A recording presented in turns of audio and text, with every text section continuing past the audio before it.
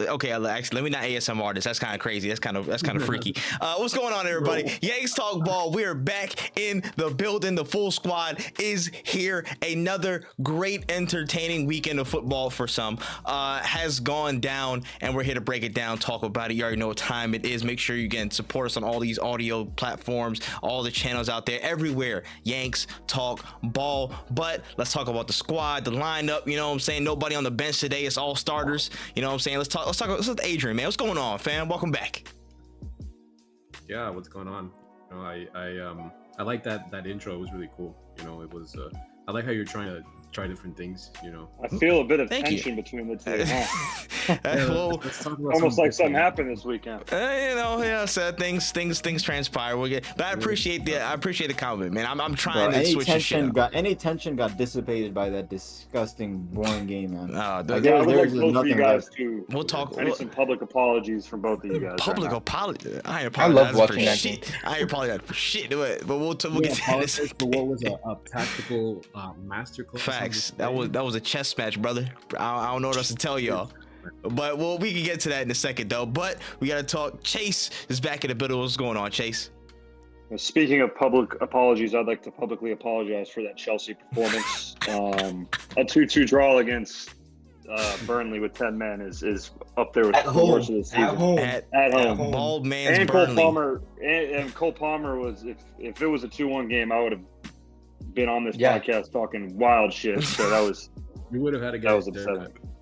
Yeah, I need a haircut, so it would have been perfect. But yeah, I avoided the bald cap, so we're good to go. Just missed it. But you know, we move. We'll let that one live.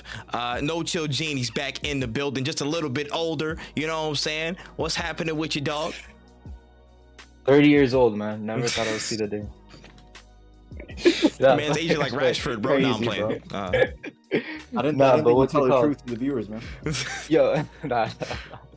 Far from 30. Let's leave it at that. But if this was any other year, and I would probably go above and beyond and say, if United tied Burnley, I would put the ball cap. But this year, I don't know. Maybe we do tie them. So I don't even want to offer that. So I'm gonna be on the same boat as Chase if we do tie them. I'll be disappointed, but I'll just be happy that I didn't wear the bald cap. Unfortunately. I hear, hey man, needs must at a time like this for y'all. I understand it. And last but certainly not least, welcome back after the hyperextended pinky. He's back in the building. Phil talks ball. He is here. What's going on, fam? Yeah, the hyperextended pinky is crazy, man. Let's just say I heard some wild things said when I watched last week's Up Back. But man, Don't know what you're talking I'm glad to talk footy again. The sun is shining on my part of the world again. Yeah, let's get into it, bro. We got to talk about it. But before we get into all the football goodness, again, it's time to talk the prediction recaps. Again, you gotta run through what we went through last week and what we predicted. 5 fixtures down, and let's talk about it. Phil, you were not here. Well, someone so- had 0 points off rip. Yes. Phil was not here, so he automatically did DNF. That is already established. We already got that in the scores, but we'll run through it, and I can talk about some of the fixtures that we chose and some of the decisions there. So tied for, I guess, 4th. In some case, I guess it's 4th. With 4 points, we have Chase. That wasn't me. It could have been me. And Adrian. Oh, Adrian. that's crazy. At least the first time I got in last, it was tied with somebody else. So you know. Nah, Yeah, but I'm there's a loser, so welcome. Phil is last. You guys caught a break this week, and so did I, because I was almost me, bro. Oof. Facts. It could have been that.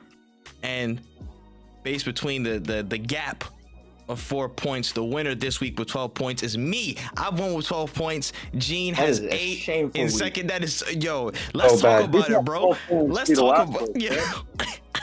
Okay, I had 8 Adrian- points, right? I Yeah, had 8 yeah, you had points. 8 points, Gene. Adrian and Chase had one fixture that they got the score, they got the result right for. Everything else was wrong. Zeros across the 'Cause they board except copied for me one.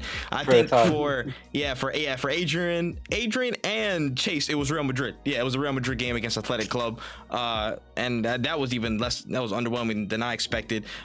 Gene, you got the Real Madrid result right, and then you got the And City Arsenal. Arsenal result right, 2-2 draw. So So fair play to you. And then I got the Bayern Dortmund score right. I said Dortmund would win, and then I got Real Madrid, and then I got the Newcastle West Ham game, Newcastle win. But nobody else went that way for some reason, bro. I told y'all from last week that was gonna be one of the most entertaining games of the weekend. People didn't believe For me. 80 minutes, you looked like you were wrong, and then They didn't- what happened? That after was that? that was box office across the gap, man. I don't know what you're talking about, man. There was chants all over the place. But again, I got the power of mute. We can move through it. I'll be sparing this week, honestly. You know what I'm saying? I'll let Phil re-enter the fray calmly. But let's get into the action. Let's talk about the Etihad. Or do you mean non-action? No, That's what you meant, right? Depends on perspective, brother. Because we are at the Etihad. It was 0-0 between City and Arsenal, second and third. A clash towards the top of the table in the title race. Ends up honors even. Lots of points of contention, lots to talk about, honestly, from this draw. There's been a lot of, you know what I'm saying, conflicting reports, people with certain stances. Again, the game was not that exciting. It was not that exciting. Again, if you're the neutral, it was pretty much fucking dead rubber, like, really. I'll be honest. But if you're in an involved side, I can understand where some of that tension might be. So I want to hear from the neutrals first before we get into it. I do want to hear from the neutrals. If anybody wants to jump in, now's the time for the City Arsenal game. Go ahead. I rushed back from Sunday Easter church to then fall asleep on the couch while watching this game. That's all I have to say. It was horrible. There was no, and nothing I took away from that game besides a waste of an hour and a half. Well, well, that was that. So do you have similar? Are you gonna say something similar to that? Because I'm completely different. I feel like in opinions than a lot of people about this So it game. seems like I'm probably closer to Chase than to you. Yeah. I mean, I like it's almost like a cliche narrative at this point, but we keep talking about how these big title decider clashes just always have draw written all over them. So this one was always more likely to be a draw than end up having a decisive win, because both teams, it means more to lose than to win, if that makes sense. I feel like it's a lot safer to go into these matches and, you know, kind of be okay with a draw than go gung-ho and get a win, because a loss is such a big, it's a 6-pointer and it's just a huge risk to take. And I feel like when it's a 1-2 point difference like it is right now, it's not worth it for either team to really go for the win. So I was expecting a draw to be the most likely outcome, but man, that was a boring draw. Like, if you compare the Liverpool City game at Anfield to this, like, I don't know, man. There's a certain level of urgency I feel like I expect huge teams to have in a clash like this, and there was just none of it. I mean, granted, Arsenal, it looked like they did exactly what they came to do. Arteta's game plan seemed like, we're just gonna come here, we're gonna slow the game down, we're gonna hit them with the low block. If we get a chance to break and hit them on the transition, we'll do it. But if we don't, it's not a big deal. And then City, we're treating this match, at least from my opinion, like it was 3 hours long. There was just no urgency in the play, in the build-up.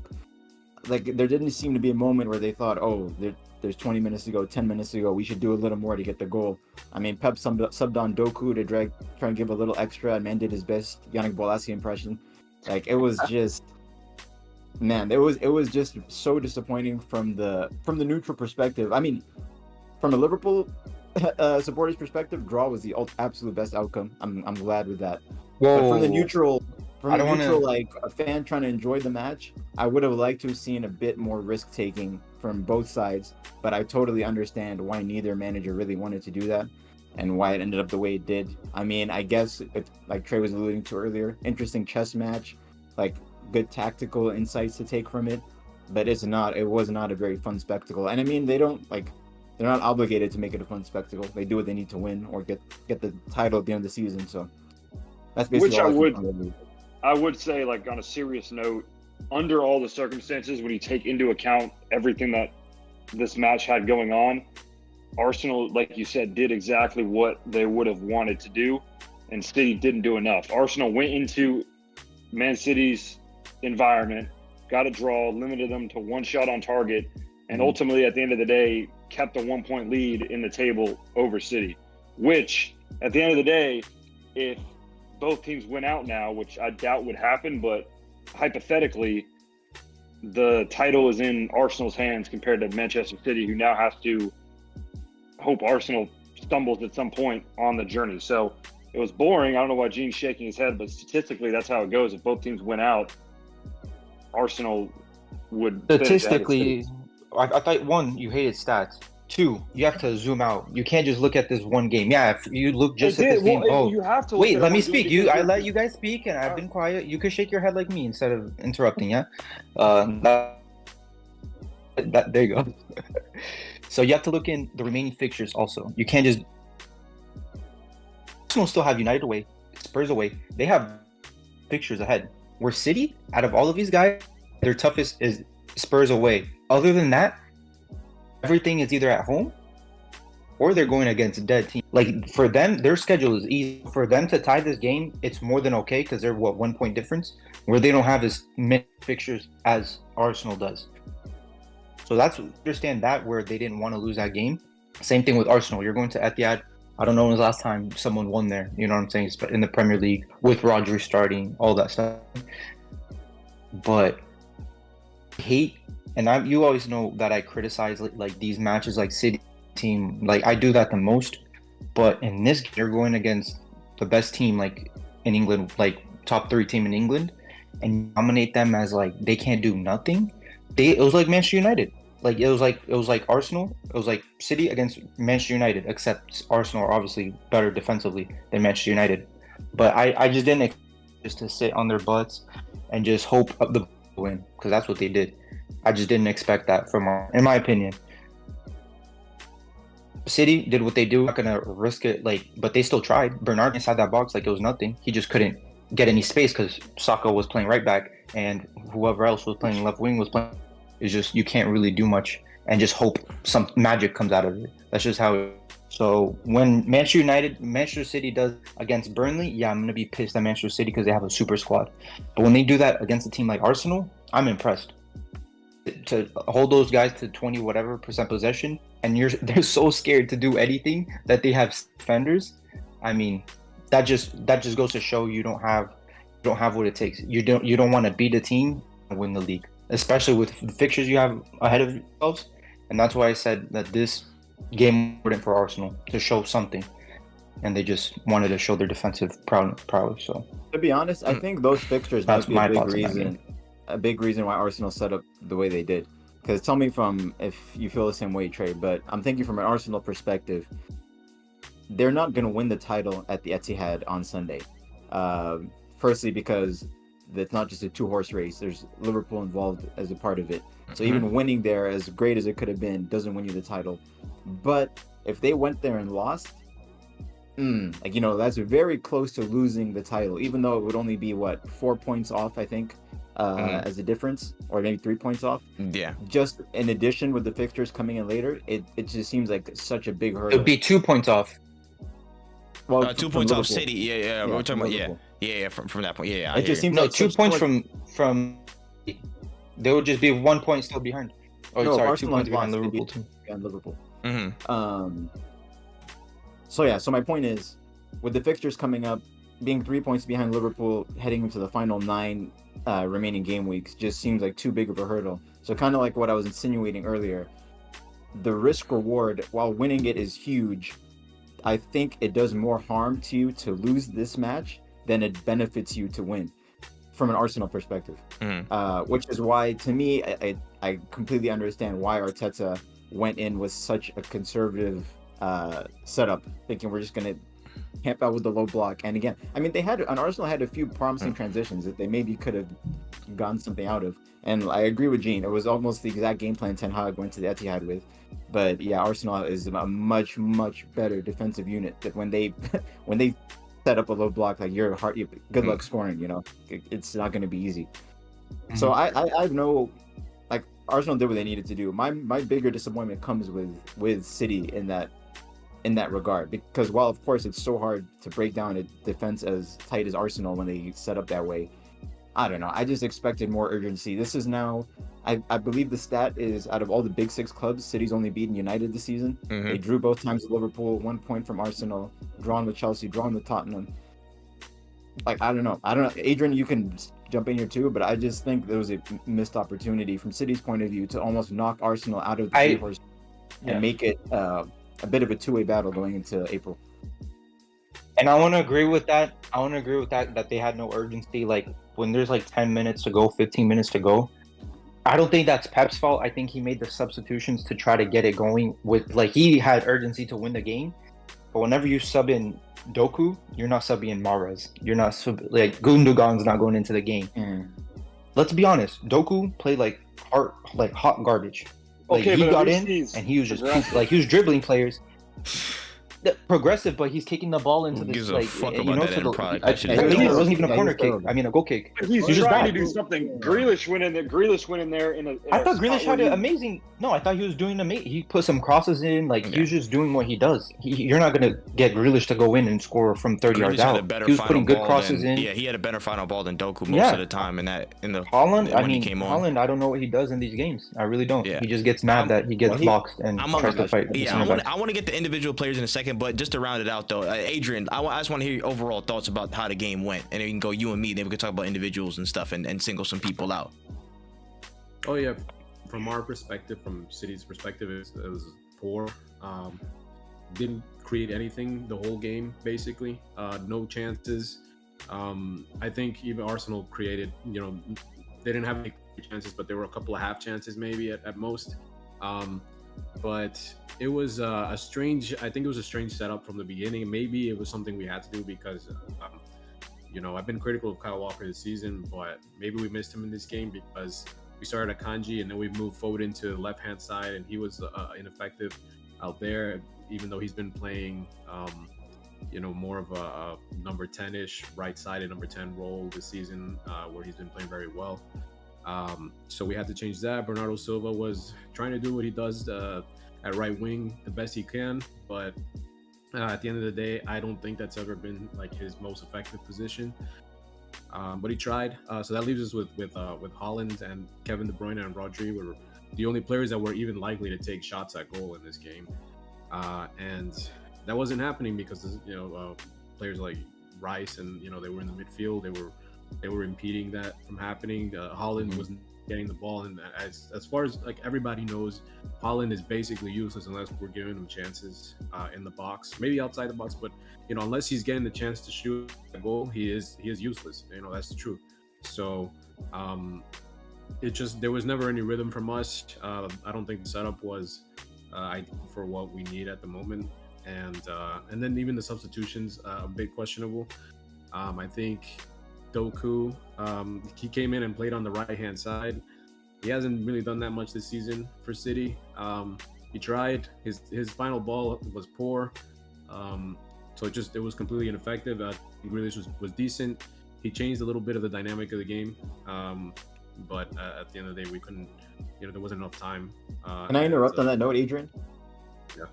So you know how Pep's subbed on Grealish and Doku at the same time, right? And he took off, it was Foden and was it Kovacic? Who was the second player he took off? It was Foden and Kovacic, yeah. Right. So how would you have felt instead if he had kept Foden on, only subbed on either Grealish or Doku, and then just put Foden into the midfield where Kovacic was and had him and De Bruyne as the more advanced 10s? Like, to me, I thought that would have been the more progressive move to make if you're trying to break down the Arsenal defense. I was surprised when Foden came off because it was about 60 minutes too. It was relatively early in the second half. Foden comes off, and thought I know Kovacic brings a lot of balance to the midfield, but I'm not sure even that his presence was missed when he went off because I don't think that we anticipate that Arsenal would good shots too. But yeah, no, I think that maybe doing what you just said, having kept Foden on and using him in that position would have been, or moving KDB a little bit further up the pitch would have been a little more effective. And I was wondering why Alvarez didn't come on. I'm very surprised that he's a player that he takes the shot. He takes the risks. He's a striker, and we needed a goal. So I was surprised to see that Alvarez didn't come on. So I was a bit puzzled there. At the end of the day, the criticism is fair because we created nothing in that game. So it was just poor. We didn't expect Arsenal to set up like this, but we have to be able to break it down if need be, because it happens. So That's what that second half is for. Yeah, if they know it's a weakness, and then teams are going to do it against us. So Yeah. Definitely a sign that we've come down a level from last season. We're not as good as we were last season.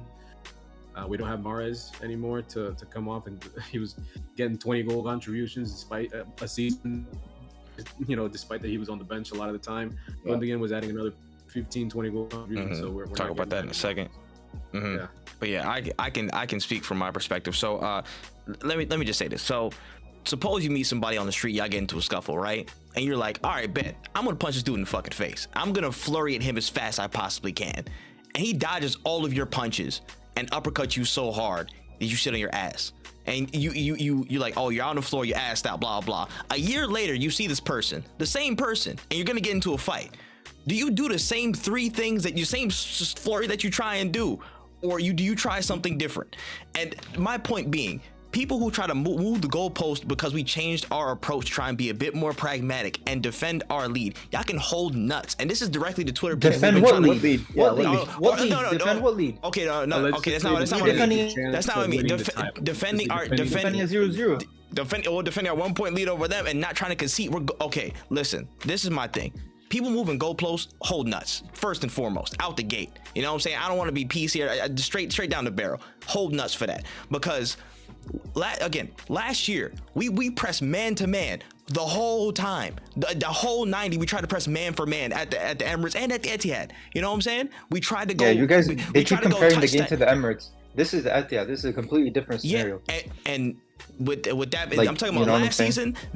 Last season, I'm talking about. Let me start last season. Last season's game at the Etihad. Again, we tried to press man to man, and even last year at the Emirates too. When we tried to press man to man, KDB has got so much space essentially just to float, go around people, and then they made us pay. City made us pay. Why would we make the same mistake twice? Why would we approach the same mistake twice? At some point, we have to understand. Wait, since you asked a question, can we answer it? Go ahead. Go. So now let's say you meet the guy again the next year, but he's gained 40 pounds, he's slower, and he's missing a leg. Wouldn't you try to fight him then? He's still got the Like, same it's not technique. the same team. You He's know what still I'm got saying? the That same guy is technique. different. He's still got the And same you're- technique. and you He's like not that that much analogy? better. He's not that much worse So off. in that analogy, you've also been hitting the gym. You're supposed to be stronger than you were the year before. Hey, Training jujitsu. Training jujitsu. You And know what I'm saying? I'll take You gotta raise. yeah. You got a $200 million and that's, rate. You know and what that's I'm saying? fair. Like, you're- Anthony Joshua never expected to be knocked out by Andy Ruiz, but the shit happened. You know what I'm saying? Technique can still win out over You got anything. a City trainer are who still a loves dangerous team. coffee. Oh my fucking God. I hate this You guy. asked the question, bro. You made the analogy. No, You fair. just- But y'all took it too damn far. All Butter. right, let me retract the analogy now because y'all fuck it up. But seriously though, again, we can't. I don't think we can approach. I City see what in- you're saying. Yeah, in that man-to-man way, and I don't think I don't think our plan A was to go low block, frustrate them. I know our plan was to probably be a little bit higher, or at least I assume is to be a little bit higher, maybe somewhere in the mid block, similar I don't know about that. similar to what Aston Villa did. Aston Villa was up in their faces in the mid block. Again, how City play pushes us back into a low block a lot of the match time. started and Jesus and Saka were wingbacks. I mean, yeah, granted, That's City plays that's a how the role, ball moves. Again, it's our intention, but it's also a reaction to what they do. Because we had to fall back into a low block, that probably was a solid contingency, or it's a part of the plan. Again, Arteta and Gabriel Jesus talking about, yo, when you come here, you got to expect to suffer, and I agree with that fully. You have to expect to suffer, so you got to be compact. You got to cut off central areas. You got to push them wide. You got to defend hard, and when you get your moments, take your time and take composure. And that was the first thing I wanted to say. Again, the whole scheme, the whole ability to combat them and engage them was different. We tried to go mid block. Again, City had the ball a lot of the time, pushes back even further, but we had our moments where we tried to press high. You saw at points Saka moved from like right back, he moved all the way up. There was people pressing high. Again, there were certain times where Rice was, again, he was in between either he was either right next to Rodri or trying to push up on, I don't know who was the central center back. It might have been Diaz or something like that. But there were times where we were trying to press heavy. There were points in that game, significant points in that game where we tried to press out and get them and catch them at certain times, but it wasn't full on man to man. It was like we're trying to stay in like a 3-2 zone or some shit. like that. We were trying to just wait for the certain triggers. So I don't think it was a park the bus job all the way through. We tried to find our moments on the ball. That's all I'm saying. I don't think it was a whole low block plan from jump, but it just turned into that, and we just, we're one of the best out of possession teams in the world, so we know how to employ a terroristic ass block. That's just how we had to survive. You know what I'm saying? That you have to set up and not concede at the Etihad. They scored in 57 straight games before today. We cannot let them score. That's plan A. That's priority number one. You cannot let them score at the ground. So you're agreeing that the initial game plan was yes, no, I agree. Like I low agree. block was, I just don't agree with low block. I agree. I say the low block happened as a contingency, but it was not plan A. But I do agree. Our priority is to defend. Our priority here is to defend because City can run right at the Etihad. And again, it's not the easiest game plan. You have to be pragmatic with them. Again, Villa proved if you do this kind of scheme, you can get results. It can get a result. But Villa didn't. But Villa wasn't low block. Yeah, Villa was a mid block. They were a mid block, and we were trying to be that. Starting the match or starting the half in mid block, then I'd say yes, I could see, and they were just pressed back. But no, match started from the jump. You had Jesus, Saka wing backs, Guardiola all the way up. Yeah, but and they were just first and second half.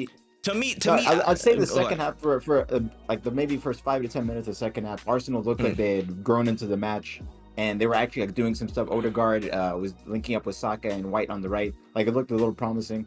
And then they just went right back into that shell, and it was not as if they were forced back by City. City was not cornering we've all seen how City can pin a team into their own half.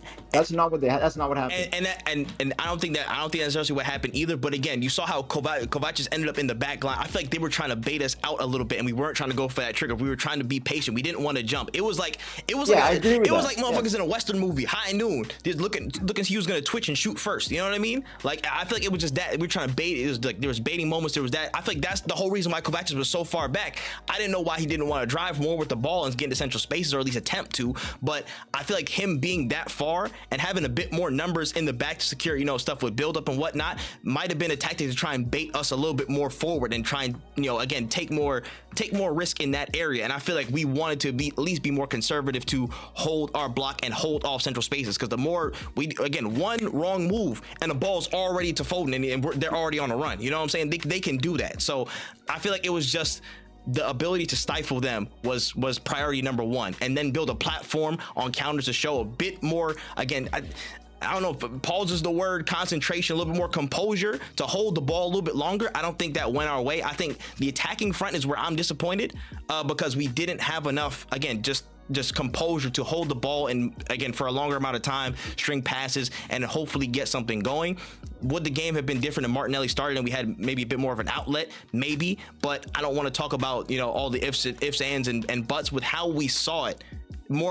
Especially in that first half, more often than not, the ball was just kicked out or kicked down the field and then just came back with another wave. We weren't composed enough to get out of our block and start to make moves. We had certain chances that did fall, but it just didn't happen enough, and there wasn't enough composure and conviction behind what we did, trying to get into the final third. That's where I'm really disappointed with, with what happened. Again, there was a couple things that happened. What's it called? The soccer ball across that Jesus just missed. Jesus was trying to dance like a salsa dancer and shit like that over two people, spin back. You know what I'm saying? Get a shot, spin back again. He must have had like his shooting button duct taped on his PlayStation controller, some shit like that. Like for real, it was on that type vibe. But there was, again, a moment there, a couple good crosses from I think Ben White into the box that we had. But outside of that, it was just, overall, it was subpar. Set pieces were stinky. Yeah, they were not great either. Subpar execution from an attacking standpoint. I know we wanted to have a bit more time on it. Man. That's my point. If Jesus gets on the end of that Saka cross and scores, or that one in the first half where he's like dinking in and faking and teasing the shot that eventually gets blocked. If either one of those goes in, and the rest of the game goes exactly the same way it did, I think that's Arteta's game plan 100%. I think everything went according to what he wanted. He just wanted one of those chances to go in. Yeah, that's all I'm saying. I don't think Arsenal was forced to be as conservative as they were. I think this was the entire approach.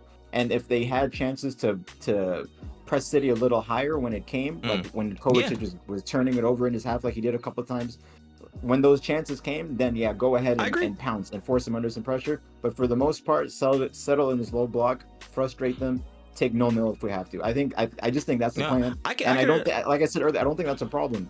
Arsenal did what they needed to do for however Arteta and his team has mapped out where their points are going to come from the run-in, and they didn't see the Etihad as a good way to get 3 points, so they'd rather just not lose. Fair enough. Like, yeah, and I They can't. did what they That's my only. That's my thing though. Have we ever seen City do that or Liverpool do that? But maybe even Liverpool, I don't know. But have we ever seen City in the past 5 years do that to any team? They're so scared of a team that's what they're gonna do. Not necessarily they were they're aware scared, or but the game not. just went that You way. know what I'm saying? At the Emirates, Because they had like that's something we had like 64% comparing. possession. You know what I'm saying? At the Emirates in the reverse Yeah, game. but they had so many more shots though. They had shots though, and they scored 3 goals. City's been dominating for years now, so there's obviously going to be that respect that City's not going to, City is the. Yeah, but you don't win out of level. respect, brother. That's But the thing. City's the level. Listen, So, like, I'm not taking away. This is what you guys. I'm not trying to take away from Arsenal, because they got 4 out of 6 points against City and Pool. But the thing is, against Fulham, 1 out of 6 points. You know what I'm saying? You're competing against robots, And- so that's why I'm comparing you guys Yeah. to robots. I'm not. This isn't 10 And that's years fair. ago where you guys would win the title. And I'll get to that point at the end. I want to talk about the bigger picture at the end of this conversation before we tail into the next one. But before I get to that, okay, I said 1 point. I think it was low block wasn't necessarily the plan A, but it just ended up being that. And again, we just tried to pick our spots from there. Second, again, I just wasn't happy with the attacking output and just the lack of decisiveness and lack of composure to try and get out a little bit more. The last one, there were just, to me, in the match, just things that we missed, a major thing that we missed, and a major thing that City missed that kind of impacted how things went. City missed Gundogan like shit. We've said this multiple times during the season, but I felt like this game was like the most apparent example of that, in my opinion. Like, with so much, They missed the Roger deflection goal. that's waiting for it to shit.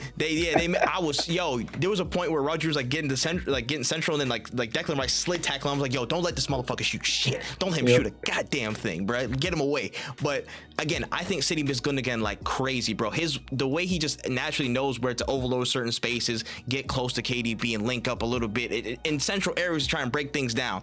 That ability is just gone. Again, Kovacic had so much time on the ball, but he's not going to be that progressive or killer passer. Yeah, Kovacic is allergic to scoring. Yeah, goals. he's scoring goals and providing killer passes. He's not that Except guy. screamers against Liverpool. The most progressive player in City's team that most of that first half was Vardiol. And again, he's not gonna cross shit. He's a shit crosser. You know what I'm saying? No offense to him. He's just young, but again, he had a good game. He had a good game. He had a good game, but again, him giving the final ball is. That's not on, you know what I mean? But again, that's also credit to our game plan and also how City tried to react to stuff. Gundogan would have been such a big net benefit to them in breaking down our block and no central space to find that kill thing. Foden was ineffective. KDB was rendered ineffective by a lot of stuff that we did. We can talk about we can talk about individuals in a second. The new cut got him. I'm about to say, we can get to individuals in a second, but all that just tells me like, Gundogan is sorely missing that City team, and again, he would have been perfect for that type of game today. And for us, we just in those moments that we had chances, that's why I question, you know what I'm saying, if Martinelli was fit enough to start, maybe it would have been a different story if he had a chance on the break. We need a really solid out and out, like wide forward, a ball carrier, like an absolute demon on that side, bro. Like on either side. Not exactly like Doku, bro, because he's gonna try and cut moves over. Like that shot with his left foot, and his shot with his left foot. Oh my god. That man was sticky. But again, he was making attempts, so I'll give him that. But again, on Arsenal's professional football. Yeah, on Arsenal's part, those little moments there where you can get behind them, bro. We can try and ping a pass. I know there's people looking for it. Again, Havertz is gonna be physical, but he's not nowhere near the pace of it. Arsenal really need, again, someone who's going to be a substantial threat out wide and carrying the ball through. The closest things that we have to like somebody who can like run through somebody or really get a pacey chance at a ball through is Martinelli. That's it. And again, he didn't show up till late. There was a bit more trouble there when he came on, but he didn't look fully match sharp. So and that he was playing on the right wing when he came on. And literally on the right wing for Saku came off injured. So that's a whole different debacle in and of itself. We need more support from the wide forward position. That could be a different story if we had somebody in that. Again, I'm thinking like this is far-fetched, but again, people who are strong enough to just run through and carry the ball and just cause chaos. I'm not saying it's possible, but again, players like Rafael, players like, you know what I'm saying, in that ilk, who can just run through people, who can just Pedro Neto would be your guy. Yeah, like Pedro Neto, again, like just to cause chaos on the run like that so consistently, that would create so much point of difference. What'd you say? What? There's a guy, Nicolas Pepe, bro. You could. He's available. That man would do Jinky Majinky 10 times before he would get on a straight run, bro. Listen, I love him. I love him to death. But listen, I know the truth. But I think that was just missing from both of our games. If we had a bit more of a pacey, again, a winger or somebody with who was stronger on the carry, that could have caused some trouble a lot more. Maybe could have changed the game for us and for them. That really smart, again, just operator in central spaces to just find that right little killer pass or right move like a Gundogan for them. So I think that was just the two big things that were just missing from our game. But we can talk about individuals though. We can get some of these individual performances. The biggest man. question is not 100% Saka son or out of position Phil Foden daughter. Which one would you guys rather have? I hate you so Because that was like the What kind of Twitter rod question is that, is bro? disgusting. I mean, that was a game. I mean, how many people? Saka doesn't seem 100%. Brother, just because he played bad, you can't just say he's not 100%. Hey, He just had a bad game. Does Saka not have the aura? Excuse- You know, some guys have the aura. Does Saka not have it? Hey man, listen. All I'm gonna say is Listen, this: he did pull out from England camp because of a calf problem, brother. That's all I'm saying. That's 'cause I'm I- not No, saying- no. Your coach said that it was exhaustion and nothing else. He's not hurt. Hey. He's not nothing. Your coach said that. Hey, I'm not letting you try to say no, nothing no, else. No, hold on. I will say he did not have Mr. a great Liar game going McGee, forward. Whoa, Arteta. whoa. But John Stones is out of the match completely, but he was on the bench though. Listen, whatever. But I'm saying everybody He didn't lies. He didn't play, but the motherfucker was on the bench though. But anyways, that's beside the point. Saka did not have a good game going forward. I think Vardiol did a good job at containing him. I feel like outside of Played good right back. yeah, listen, the work rate and stuff like that was top I mean, notch. you could have given a goal away trying to dribble out from his penalty box. Yeah, that also true. Scary moments, but overall, I can't again discredit him with the work rate. Him trying to again chase after every ball that might be loose. Be again a cog in the structure to help us stifle City a little bit. It's Played just, like Anthony actually. yeah, and again, that's an Anthony game right there. yo, Like that's how he performed. his Like, defensive you get work why rate in people a don't couple hate him too moments. much, right? Yeah. Because that He works his defensive work socks off. rate, He works his you socks gotta off, give man. it And to again, if Jesus got the end of the chance that Saka provided from that one that went across the face of goal, may be cool. But 70 minutes, a big donut across the board. Saka, that's not his best performance. Foden wasn't his best performance neither. I was surprised he was hooked. Honestly, I know y'all said it earlier, but I was surprised he was hooked, even though he wasn't really doing much of nothing. I saw all the stat lines people trying to pin against Foden and Saka, bro. That shit was yeah, because there's no stat line. They all had zero everything. Like Yeah. there's nothing there. There's no stats. They just didn't do nothing. They're just but Connor Local Gallagher. lads, man. yeah, but we can talk. I will say, yeah, Jesus, bro. He's got to stop with the dance. It was Easter Sunday, bro. You was this close to locking in, bro. Why was you doing all the? Oh, come on, bro. Just shoot the ball. All the tweets were so funny. Like you see the tweets that just say Jesus fucking sucks. And everyone's like, this is the best Let me, day. let me specify, guys. This is Gabriel Jesus, bro. There's a bunch of tweets talking about what's the name? Peter Drew. He just he had the Arthur fist mad as hell because he came up early. Oh shit! But that's that. I mean, the ones that sticks out is Haaland and De Bruyne. Man. I want to talk. Let's talk about KDB first before we get to Haaland, because Haaland's a bigger conversation. KDB just anonymous, bro. Haircut. Anonymous, I bro. think it really was. The hairspray, everyone bro. was- I think it was too much hairspray because this part wasn't moving at all. The back part. I was moving. kind Like, of slick fucking back. with it before. Like when it was really long. It was No, like it was kinda you're talking weird, but about. You mentioned aura, bro. Oof. It's just I think it's the hair color maybe. I just don't think you can have it. He's Hey. never had drip. Yeah, his performances in the last two league games at Anfield and then against Arsenal at the Etihad, not good. And especially the final ball, which is used that's Facts. Kevin That's De Bruyne been to a T. fucking off. The amount of crosses I've been seeing him just hit for goal kicks, Yes. man, yeah, he's not been sharp yet. But when the guy that he's supposed to be playing the ball to is been as bad as Haaland has, Facts. And I mean, that's what I want to talk about. This is the question. All right, we've glanced over it, and Gene most of all has been really pushing the conversation every now and again about this man, and the question is starting to arise even more. Is he a big game player? Is he a better player at this point in these occasions? Well, he's not a better player in big games because City's big games are significantly harder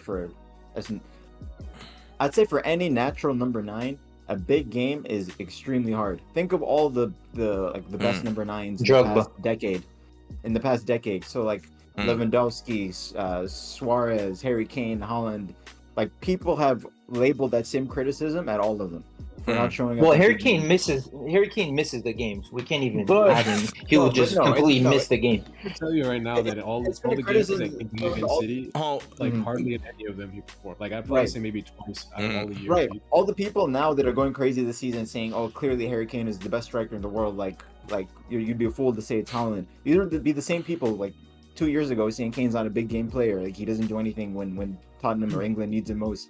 I just think Yeah. there's a No. valid Well, I discussion agree. to have I about agree to Haaland's that. overall They just- build-up play and his Yeah. form in the past like couple months. But I think people need to understand that it's always going to be more difficult for number 9 in a match this tight when he's usually matched up against two of the best defenders in Europe when it's a high-profile match. He's just going to have less chances. He's going to have less of the ball. That's when you Game is depend also- on other players I mean, to usually pitch in and he never and has chip the in on ball goal here or anyways. there. Regardless Yeah, of of the game, course. he's Game, not though. gonna have the ball. Yeah, They he crossed it don't- into game him is multiple dependent times. on other players. Yeah, and they crossed that ball a lot that game. Let's just be honest. And He just got he's pocketed. going He can't. against Gabriel Gabriel and Saliba just didn't let him do anything. Listen, They that- was trying. yeah, They were that's- trying to find him. and He just wasn't connecting. and just on this occasion, I'm not gonna lie again. Go ahead, Adrian. This was a poor setup too. He didn't get anything. Like there Yeah, I don't know what he could have done. Yeah, in this off match. of I'm not sure two. this game was good. Like I'll tell you, the Chelsea game we played like 2 months ago. Like he had chances in that game. He was poor. He was missing those galore. That's Against not- United. The Manchester Derby, yeah, he was bad. Mhm. I mean, it's not like in this He game. just I'm got expecting gifted Yeah. that go goal. ball outside the box, turn and dribble past the defender, and then launch it into the net. You know, Exactly. That's Yeah. not, you can't do that. Yeah, he don't, You know? he just don't got I'm no not sure time. that- He don't got no time and space in these type games, bro. Again, like, and that's just I can get to other players. We can talk about some of the good players who were from this match in a second. But yeah, just how Gabriel and Saliba operate with him. I feel like they don't give him barely any time. It's just straight physical battle after physical battle. I feel like he doesn't. How we set up to cut off supply lines and also how they engage him directly does not help him. It does not help Well, you him could tell it whatsoever. was fucking with him because he was fighting Yeah. with Gabriel. Oh yeah. He, I mean- he was trying to give a whole our speech after the game and shit. Yeah, I mean, you see calm what he down. resorts to. He resorts to when he gets physically like Oh yeah, Well, he's dominated. dominated. He just throws himself. He- He he- throws yeah. himself. He But throws that's- himself, but whenever he does it against people that are less strong than him, it doesn't get. You know what I'm saying? It's Listen, like buddy, you can't yeah, have my- both things. Every My- striker does that. Yeah, that's every player. But this is my thing though. This is my thing with Haaland. Again, this is the thing everybody has with Haaland to a certain extent. Outside of him being a goal scorer, how can he be more of an asset to his team? I've seen the argument online that since he's joined City, it's not necessarily made him a better player overall because they supply him the ball and he just becomes pure goal scorer. Actually, wait, sorry. The argument was City has not become a better team because of him. Because they've just they've had such a huge goal scoring supply line or a goal scoring threat in him that he's not necessarily had to change too much of his game for that. That's what I've heard. That conversation would be a lot louder. Yeah, that conversation would be a lot louder if they didn't win the Champions League last year. I agree. I think because they won it. Something that we hadn't achieved prior to signing him. Then I mean, What did he do in the semis, finals, It doesn't quarterfinals? really It's not like matter what he did It personally. does He matter won the because if he didn't do Champions League. anything, you guys could. If you just replace him scored with against Bayern Filipchenko, Munich. you guys I mean, he win. did score in the quarterfinals. Okay, so semi and finals. Sorry, my apologies. I mean, I'm not. Yeah, gonna he did. hold Yeah, he his didn't score in those 3 games. You guys been to the semifinals. You guys Maybe been to the scoring or finals not, before. Maybe his presence was just occupying the defenders from the other team. I mean, he was effective in more ways than just scoring goals, and that was it was obvious that we were a different team when we had a proper Yeah, but let's number not get nine. off topic whereas the talking previous- about last year. I mean, the previous Champions years, the big problem with us is that we didn't have a number 9. And that was ultimately what led us to failure, particularly in the Champions League. That game against Real Madrid where we missed all these chances. So You guys had Aguero before we're a that. better team. It's fair. I don't think it's fair to Aguero criticize wasn't him. Aguero until Aguero basically ended in 2019. Like after 2019, he was done. So we went 3-4 years without a real striker. Yeah, at this point, I don't. It's okay for big game situations. Haaland, of course, is a great fucking player. Of course, he is. It's just in these big situations where it's a bit tougher, he's got to find those little pockets and those little ways to make himself more. I would say fruitful, more of an asset to the team outside of his regular game. Again, he's a goal scoring threat there, but in these big games, they might call for ways that might change you slightly. If there's a way he can again be a bit more be a bit more, again, productive in a certain way outside of his normal game. Him expanding the bounds of what he can do in these type of games. He can't change his fucking touch. At this point in his life, he can't necessarily change his touch overnight. That shit ain't changing. But yeah, that Lukaku, that shit ain't, you know what I'm saying? At a certain point, that shit ain't never changing. It's might be in that ballpark, but the way he goes about and engages in certain things, maybe making himself a bit more available, but just, again, ad hoc, making certain, runs, coming forward a little bit to receive the ball, 1-2 or something like that, finding ways to at least be a bit more unpredictable in those situations. Because if he's just waiting for the supply line and the supply line never comes, there's an argument to be had. What use does he have in attacking situations where he's paid the big bucks to score, create, be a threat around the goal? Where is he at when plan A doesn't go, it doesn't happen? So it's just adapting. I mean, he definitely has things to improve. I'm sure. That's all I have to say. Yeah, and that's all I have to say. It's just things he's got to improve beyond him being a otherworldly fucking goal scorer. It's just those little things in his game. Thierry Henry's gone on about it. Pundits all over the place have gone on about it. Like, where does he expand his game beyond him having the ball, taking a shot? Where's he gonna go? But if he just added where he could just cut in one time and just take a shot like quick, like he just doesn't even have that. He just has like bomb rushing. They sweat him the ball, or he's just rushing a defender and out bodies him and has a 1-on-1. Like, he just doesn't have where he could receive the ball, turn and shoot the ball. Like, I mean, at least I don't see him do that often. I don't think he's agile enough for that. His touch is not good enough. Like, he's just not like a player who can move quickly. Yeah, but you know how even Lukaku's not agile at all. But if you receive the ball to his back, that's a dangerous player to go against. Yeah. That's actually a fair point. It's just finding a way to connect a little bit more. I don't know. Maybe the speed of his interplay when he has the ball in those situations in front of the box. Like, if he cuts, like, one thing that I've noticed in a lot of our City Arsenal games, like, when he scored or whatever, like, he'll have the ball and like you'll see somebody, but I feel like the feed is still a little bit slow. You know what I mean? He's still a little bit slow to find that final pass. If he's about to set somebody up or whatever, him being a little bit more, I guess, are crisper with those passes or those final decisions to get somebody who's a bit more open there outside of opportunities. Like, to help him a little bit, there's some moments where he could have been on a run where it was going to be a one-on-one pace with Gabriel or Saliba, and they just didn't send him. I think Kovacic got the ball, and instead of doing that, he just passed it straight into the middle, where it was like you guys were forward a little bit, and it's like it's just stuff like that. And again, that's just that's part and parcel. There's only one player who actually finds KDB is the only player that will actually find it. Maybe Bernardo Silva, but there's the other players like instinctively they pass sideways. It's all about possession.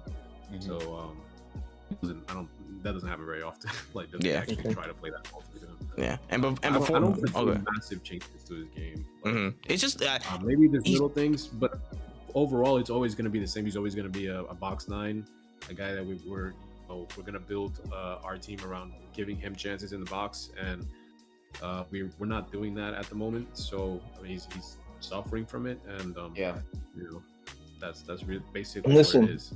And so we don't spend another. I mean, we've been talking a lot about it. Obviously, Gabriel and Saliba were amazing. Trey, please let's not go into 30 minutes talking about them.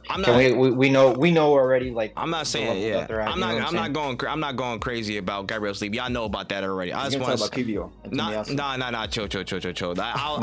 We got to move forward. I say that for my video. All I'm saying is, last year we didn't have Declan Rice. This year we have Declan Rice, and you can see the fucking difference, bro. 3 KDB attacks he stopped by himself. Nobody else. It was just him. He's ridiculous. He's a fucking unreal player, bro. It makes no sense how good he is, bro. I cannot, worth his weight in gold every fucking time. Speaking of Declan Rice, wonderful. I think it's time to talk about another potential signing of the season in the middle of the park.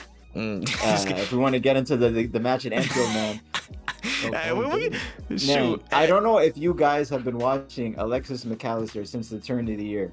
This guy is a different caliber of midfielder than we've seen at Liverpool for some time. I mean, I think I've said it before. He's everything Thiago was supposed to be when we signed him. Just like supremely gifted technically, but actually is able to move around on the pitch while not being the most athletic player in the midfield. Like, his ball winning capabilities, his ball retention, the way he's able to like wriggle out of extremely tight spaces with the ball when you think the logical thing to do is try and pass it, get rid of it, but he just knows how to use his body so well, turn and just open up the pitch into the attacking third. Like, the way he did a job as the 6 for the first few months of the season, but since Endo has come in and he's been playing as an 8, he's a different level, man. And this was like his this is his first Anfield match against Brighton, so it's his rematch against the That old pass employers. for that Salah goal was nasty. Yeah, man, and he was just running the game against Brighton, and you could almost see like the McAllister-sized hole in the Brighton midfield that was now in the Liverpool team. Because if any of you remember the matches Liverpool had against Brighton last season, the two in the league and then the FA Cup, they were just a clinic, like a clinic. They were just so much a better team than Liverpool was last season. It was like almost embarrassing. And just the difference of McAllister playing from one team to the other. Like, I think Klopp said after the game, it's the best we've ever played against Roberto De Zerbi. We totally ran the match, even though the score was only 2-1. It was so one-sided. I mean, pound for pound. Endo himself also had a terrific game too, but the biggest difference is McAllister just switching sides. Like, when you're playing like a pickup game, like a 5v5, and it's really lopsided, and you just like put the best player, swap him with some trash guy on the other team, and then it just completely flips the other way. Like, that's essentially what happened on Sunday. Yeah, pound for pound, he's definitely probably signing the season. When you compare what other people were signed for and what they've done, when you sign a guy like that for 35 million, whatever, is just crazy what you get from it. And we all knew it was a great deal off rip, just because you weren't paying 80 million or whatever that if he didn't have a release clause would have been probably paid or something. So I agree with that. Yeah, you spent 4 times, on someone. Yeah. When Gundogan's left, I was like, we need to go get McAllister. But I think it was too late already, and I was surprised that like we waited this long. I mean, he was not going to be available for long, especially with the price tag, So I had no expectation of Liverpool signing him. To me, like, he looked like the most set on Pep signing. Like, I just assumed he would go to City.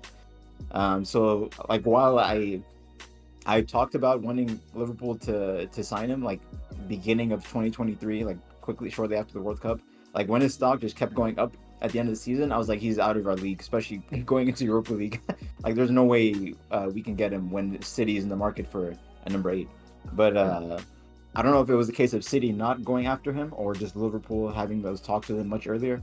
But I mean, like, we're lucky we did, because if we win the title, like, he's going to be a major factor why, especially in this time that Trent's been out, and even the time when Trent and Salah were both out. Like, just the burden he's taken in being responsible for a lot of Liverpool's build-up play and creativity. It's just it's been like an incredible debut season. I mean, if Liverpool goes on to win the league, he's signing the season. I don't think there can be a debate that he's signing the season. I think right now it's just between it wins just the league, depends on Liverpool who and wins the Arsenal. league. Yep. Right. Literally. Then it'll be McAllister or Rice at that point. Yeah, no, 100%. It's like,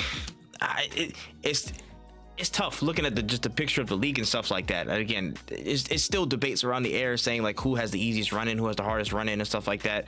I think it's City. Just based off the away games, like the tough matches they have are at home, and just one away, where you guys have, I think, 2 or 3 tough away matches. Liverpool has 2 that could be, been thrown up and it's away, and Arsenal have, I think, 2. So that's the only reason I edge City, and we know how these guys go at the end of the year. I don't see them. But in Liverpool's case, man, again, it's just like there's no signs of stopping, in my opinion. I don't think there's no signs of slowing down. The momentum is still really with y'all. Again, you guys have the advantage at this point. Looking at the mix of this run in with these remaining fixtures, anything that might stand out to you in conjunction with European football and kind of mixing that up, I guess how you feeling about the run in and the rest of these fixtures that are starting to roll through? Man, I'm not worried about European fixtures, bro. Like, I'm grateful for being in the Europa League right now. This is like, considering City and Arsenal have Real Madrid and Bayern Munich respectively, and then if they win, they have each other, while Liverpool has Atalanta. I mean, come on, like, you can't even compare it. Like, even if Klopp really wants to win, even if Klopp really wants to win the Europa League, he's still probably gonna rest players for those fixtures, and that's a luxury City and Arsenal just don't have. Like, Arteta and Pep have to go full strength in both of those ties, and then whoever makes it, if they both make it through, you're gonna have to go full strength again in the semifinals. But Liverpool has the luxury of resting players. Like, you can see Gravenberch, Elliott, Gakpo starting against Atalanta and giving some of the other more first-team players a rest. Yeah, this Europa League is his competition, man. So I'm not worried about Europa League at all. Like, even if we get like I want to win it, of course, but if we get knocked out, I don't really care. That's all. Mm. Like the Premier League is I'm pretty sure what every Liverpool fan has their eyes on at this moment in time, which we didn't expect to be in come April. As for the Premier League fixtures, though, I mean, the obvious one is coming up on Sunday. United at Old Trafford. Like that's Easy win. the monster. Easy win. I'm not falling Juju. for that. I'm not Juju. falling for that. Yeah, that's the monster. I'm not man. falling I mean, for it. if You see what these guys just did? if Liverpool wins at Old Trafford in beginning of April in a title run-in, like that is just beyond just what it does for the points and It's the the league biggest table. booster. Like the psychological win, especially after that disgusting FA Cup tie a few weeks ago. It'll be huge. I mean, before that they have a home match against Sheffield midweek on Thursday, I believe. Which, if you don't win that, forget about winning the title. So it really does come to that United one. I think after that, the only real away fixtures that could be a little dubious are Villa Park and London Stadium, and there's a Merseyside derby coming up, which shouldn't be a problem. But just because it's a Merseyside Yeah, derby, you already That's know not what's even going no on. Everton. So, yeah. but They no, might but turn it Everton over are to gonna Pet. Everton are gonna put their lives on the line to spoil the party in that. They don't have many lives, brother. Yeah, their last Put one. on, you know But what they'll I'm throw it up Their, there. their They'll throw last it up one, there. yup. Daesh is gonna go full terrorist mode in that match. Make no doubt about it. So yeah, there's a few fixtures to be worried about, but I think I said it last time I was on. You can't ask for a much better run than what Liverpool has on paper if you want to win the title. Like, and the fact that City and Arsenal went exactly as we would have wished for. It's all in No. Liverpool's hands. You said this It's all- before, bro. No, it's all in Liverpool's Klopp hands. said That's he what- wanted both of them to lose, bro. Yeah, He yeah. didn't want to tie. I want both of you to lose. He thought that shit was so funny too, and he said it. That's a joke my dad would say, bro. Yeah. Yeah, I mean it's all in Liverpool's hands. Win the rest of their fixtures. There are nine matches left, and they win the title. Of course, easier said than done. But it's a fantastic position to be in. I think City and Arsenal would easily bite your hand off to be in Liverpool's current position with the rest of the fixtures. Yeah, no, I would have to agree. Again, one thing I didn't mention with again the City Arsenal game, again, just like the fate's out of our hands. Fate's in Liverpool's hands now. Y'all in the driver's seat, and I want to say y'all will lose points somewhere, but I can't definitively say it on any exact fixture because again, just right now and for the past several months, in most fixtures, y'all have had that magic about you to where even if y'all go down, I'm like, you'll come back sometime, bro. It's just that level of momentum and just the swagger in not y'all magic. play, bro. You know what I'm saying? It's Match fixing, bro. Lallana, no, he did not. He wanted them to. Lallana came to do an agent job. He came to do an agency job. I wanted to. Bro, if that Lallana shot had went in, I think his heart actually would have dropped. But look, like wouldn't CJ have from known. San Andreas, just like hands on head, bro. Oh man. Now, and James Milner was injured. So he was watching the game. They showed him in the reserves in the stands watching it. I know he celebrated that Salah winner. I know he did. Man doesn't care about Brighton. With the bro. Welbeck, everyone was playing against Welbeck. Welbeck somehow got 100%. that thing to go in. Bro. He's like, Yo, let's what go, a stunner, boys. bro. Come on. Shout out Mensa, bro. He tried his best, man. Tried his best. But yeah, no. Also, just want to say real quick, last thing for me, going into the run-in, knock on wood, at this moment in time with the injury crisis that Liverpool's had, the front six that started this match and started the match against, not against City because Salah was injured, but this front six now is very close to, if not the best Liverpool front six. You can make an argument maybe Curtis Jones in for Szoboszlai, but it's just, this is the perfect time to get them all in and to build some sort of rhythm and momentum. I mean, it's only a matter of time until Trent and Alisson are back, and then at that point it's completely full strength. So I think Szoboszlai had a good game too. This game. yeah, he had Yeah. I thought he had a good game. So I don't mind this being our best front six. Yeah. If Jones comes in for Szoboszlai, I'm not complaining. But yeah, just time to build momentum. Hopefully, no more injuries there. They've only played 2 or 3 matches together. Those 6 players, in combination with each other. And another quick shout out to Connor Bradley, just amazing man, just absolute menace on the on the right hand side. To the extent that when Trent comes back, I don't know what we're gonna do because I would hate for Bradley to just not see the pitch much for the rest. Take of the Premier League Szoboszlai campaign. out, throw Mr. Trent in, and leave Bradley right there because he's Exciting as hell. Yeah. Say, fuck That's it. more so something to start cooking in preseason. I don't know. I'm worried about doing that now. But Yeah. it's exciting. It's a really exciting time. Talking about exciting, should we move on to Yeah, exciting, Burnley? exciting times. Burnley, bald man's Burnley. A great game at the bridge. Let's talk about it. 2-2 at man. Stamford Bridge. Oh man, it's pretty warm. I think it's a little cold there now. He getting cold. Is there feet? something more Is it cold Chelsea than feet? that game? Hold Is there on. something more Chelsea than that game Let's right there? let's get straight to the source himself. Chase, how'd you feel? How's it going? I mean, I don't feel much. I think I'm numb. Frostbite? I want people to, I want people to understand. Like, I know it kind of seems like it's a bit at this point, but like, there's no point of me going and bitching about some tactical issues or some, football problems, or it's the same thing every time. There's no point. It's just like it really is a DNA thing at this point.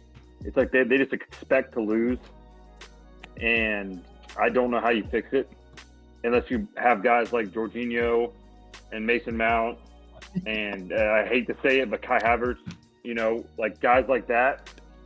Those guys are nowhere to be found, and Cole Palmer has that. Cole Palmer kept frying us back to just mediocrity. You didn't have to be decent to beat. I mean, they didn't have a coach or a defender for a good portion of that game, and I don't understand. It just makes me sad. Stamford Bridge has become a joke.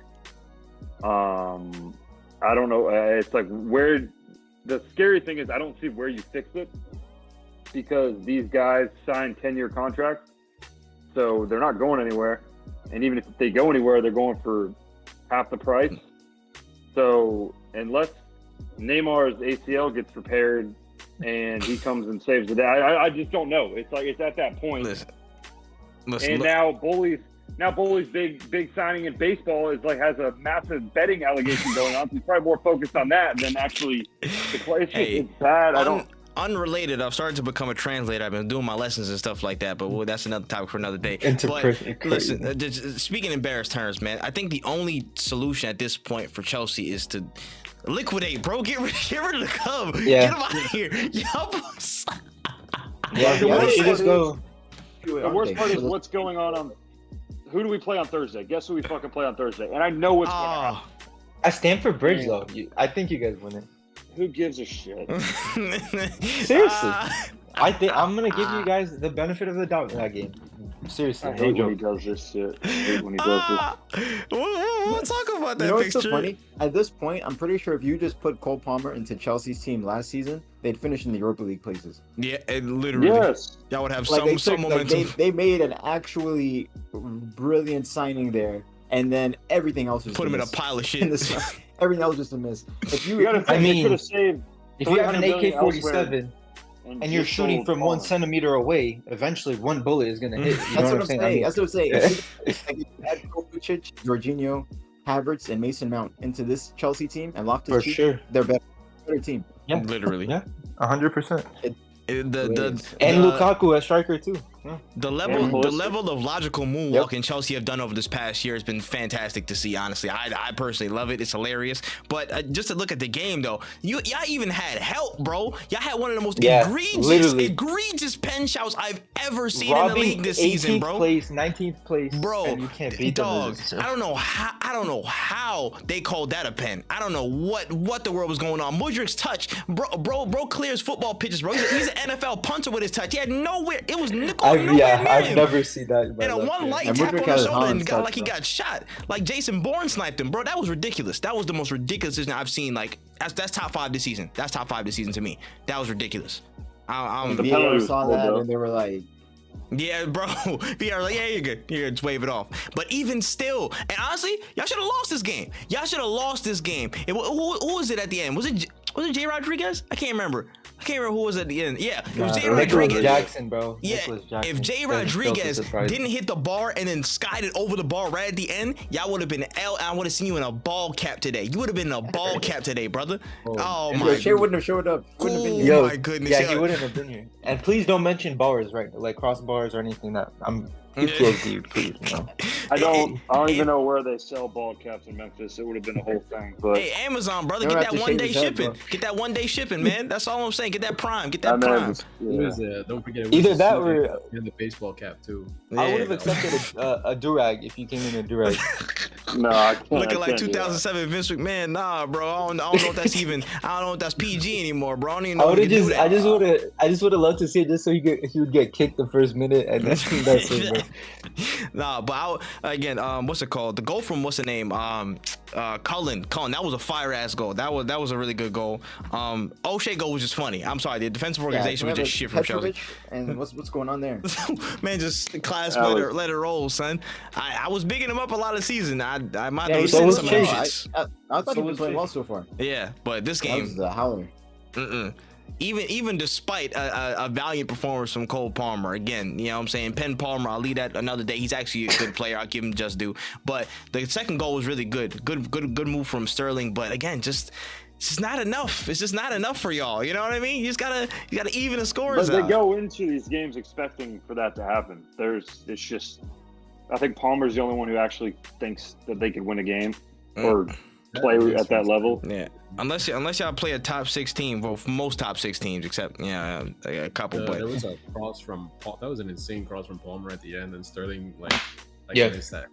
That was. oh yeah. Like, My man that's Scully those boy highlights, and I way was out like, that way. Palmer was on something in this game because he was scoring, he was creating. Like, wow, what a performance! Yeah, man. But He's trying to get that starting place. Well, in I think the that was- Euros. Facts. I think that was definitely Palmer's best game of the season. I That think was so. insane. You know what I'm saying? 100%, He was 100% doing up there. everything. Everything. He was everywhere, man, and he's one of those That's type been him cogs, most man. of the season, man. He's- He's been. And I mean, talk about heartbeat. signing It of the was a season. waste. The one thing going against him is Chelsea are just so bad. Shit, yeah, Like they're going to achieve nothing. But he's been a yeah. terrific Signing of the Chase, you got season, something if to I hang mean- on to. If you replace the name Chelsea for Burnley and they're in 11th place and like this, okay, you know what I'm saying? Right. But, you know, you're 11th place and you just can't do it, unfortunately. Chelsea without him. It's insane how they cannot get out of the bottom half. If they honest discussion, if Chelsea finishes in the bottom half this season, like They should have been where do we go relegated. from- Insane. No, I What's don't the- know. Nah. I need. Are they officially finished? Are No, they the AC I Milan need. of 2013? Oh no. We need even worse. I need the whole big ass graphic from Bleacher Report Sports, Big Six talk, and I need their name xed out, and then I need Yeah. another. I need Aston Villa penciled in. I need that. I need That's that. the minimum, Because when right? we That's finished the minimum. eighth, we finished eighth. It was Armageddon, brother. It was the end of Arsenal as a club. Liquidate, get rid. But these man finished 11th. You know what I'm saying? 10th, 11th, bottom half, and Yeah. it's just they'll be back next year. Blah blah. Yeah, if you blah. No, finish they won't. double-digit places No. twice back to back, you're not Big Six No. anymore. There's just The thing is, okay, let's say there's a crisis, something happened, but you guys spent £1 billion. Like, it's not like, like, oh, they got everything that could have gone wrong got wrong. No, these guys got $1 billion invested into their team, and then they still do that. That's like, you know what I'm saying? I would accept it if something happened, but not when you have all that money invested into. Nope. You just have to sit your ass down and say, Yeah. hey, remove us from top 6. Whenever we could do anything again, then add us back. Back to normal. But Chase, you know what I'm saying? On top of the results and on top of some of these words that in 2027 Bowley's gonna leave, but there's a chance he might come back in 2032. I mean, 7 is crazy. just the organization top to bottom. I don't know how you feel about the direction. What's going on? There is no direction. So I feel, and there hasn't been a direction since Abramovich left, and I don't see a way that they're. I guess the only thing that maybe the fact that Tuchel's doing so bad at Bayern Munich maybe kind of justifies that decision. But then No way Pochettino stays for next season, right? I think at this point I you will. don't. What's the use? Everything is shit. You might as well just restart from zero next season. Right, Unless but they they haven't Gabriel- sacked him yet. Yeah, unless Alonso. But they was can't available, sack him which right now. he's They not. like it's not possible for them to sack them. That's the problem. We'll get to him That's later. like bro. the whole issue we'll right get now. to him later, bro. There was no way in hell he was going to Chelsea of all his picks, brother. There's Yeah, no I way know, but I'm Alonso. saying like that's the only person who I could even think would make it justifiable to get rid of Pochettino. There has to be some kind of stability at some point, and whether or not it's as sad as it sounds, whether it's good or bad stability, at least that there's a constant. That's what it's come to. Like there just has to be someone every day. But I don't see where it gets better. There's just nothing, and that's the sad thing is that Palmer was like such a bright spot in terms of the amount of money we got him for, how well he's playing. But it's not like it's going to be as simple as signing a number 9 who's that. Tony, I guess. At this point of Simeon. The problem is your defense, bro. Your defense is just horrendous. But we have so many center backs. I don't know how is there. It's like you guys one day he's Van Dijk and the next day he's Upamecano. I don't understand like how he's so bad. Thiago Silva did such a service for the club for so long, and then it's not fair to rely on him. I saw Reece. I keep saying Reece James is going to be sold now. He's not getting sold. He's not getting sold. Gallagher's getting sold. I can bet you $100 getting sold. Reece, I don't think they'll sell Reece. They'll sell players, but they won't sell Reece. For money. If they sold Mason Mount, they'll sell Reece James. Reece James is what, 70, 80 million in pure profit. That helps the books a lot. They might not have a choice. I don't think they might have to. These financial things. I forgot with the financial case. They're selling Mason screwed. Mount. If I was y'all, I would sell like 8 other players before him. But I mean, if the injury record says that, no, I would consider selling Reece James. He plays 2 matches a season. That's also true. Yeah, I'm about to say. I like, forgot he's still seasonal. If you're getting 70, 80 million. I don't think any team is paying 70 million. For his injury record. Wait, do you know what's crazy? The injury record, it's just too much. You know, Reece James has 20 more games played since 2019 than John Stones does for City in the Premier League. That's actually, and that's also crazy. Right? I know we don't want to get into this discussion, but sometime in the future we need to have a talk about the way people talk about John Stones of the amount of Premier Leagues he won at City, as if it's comparable to companies. Like, this guy was a part-time actor in multiple seasons. Let's just be clear about that. Yeah, respect. Right, they disrespect company for sure. But yeah, I just wanted to throw that out there just because we were talking about Reece James. And I couldn't believe my eyes, but that is the truth. But yeah, Chelsea could easily sell them. They don't care if they're selling people like Mason Mount. Like, they don't care how long they've been with them. They just want, it's just how it is. Yeah, that's crazy. I will say this: if Chelsea are forced to sell a bunch of people, man, for that cut price, you know what I'm saying? I'll spin the block on you, Mudryk. I'll spin the block on you, brother. You know what I'm saying? If you go for that 30 million, I'll spin the block on you, brother. Nah, you shameless, bro. I would happily, I'd be happy for City to sign James for 40, 50 million. Oh yeah, all of a sudden he becomes healthy too. Oh yeah, no, I would love Reece James, bro. Are you kidding me? I'm about to say, you know what I'm saying? Bro, this shit feels bad. Let's go. We're talking about a shit team. Let's move on to the next shit team. My brother, talking about another team that shouldn't be where they're placed. We talk about no mud brother. There's levels. No. We're asked, wait a minute. 6th place. Wait a minute. Place is cool. Let's be careful. But performance, y'all is. No, yeah. I'm not talking about. I'm saying right here. Listen, if you take Palmer off this team, they're gonna be what, 16th, 17th place, maybe 18th. If you take Onana from Manchester United, I think we're 14th place easily. Is he your player of the week again? He might as well be, but my player of the week is he's their player of the season for sure. Yeah, he's literally the best player on the pitch. I mean, he's doing what Alisson did for Liverpool last season. It was 3rd place with De Gea, though. Huh? It was 3rd place with DDG in goal. Huh?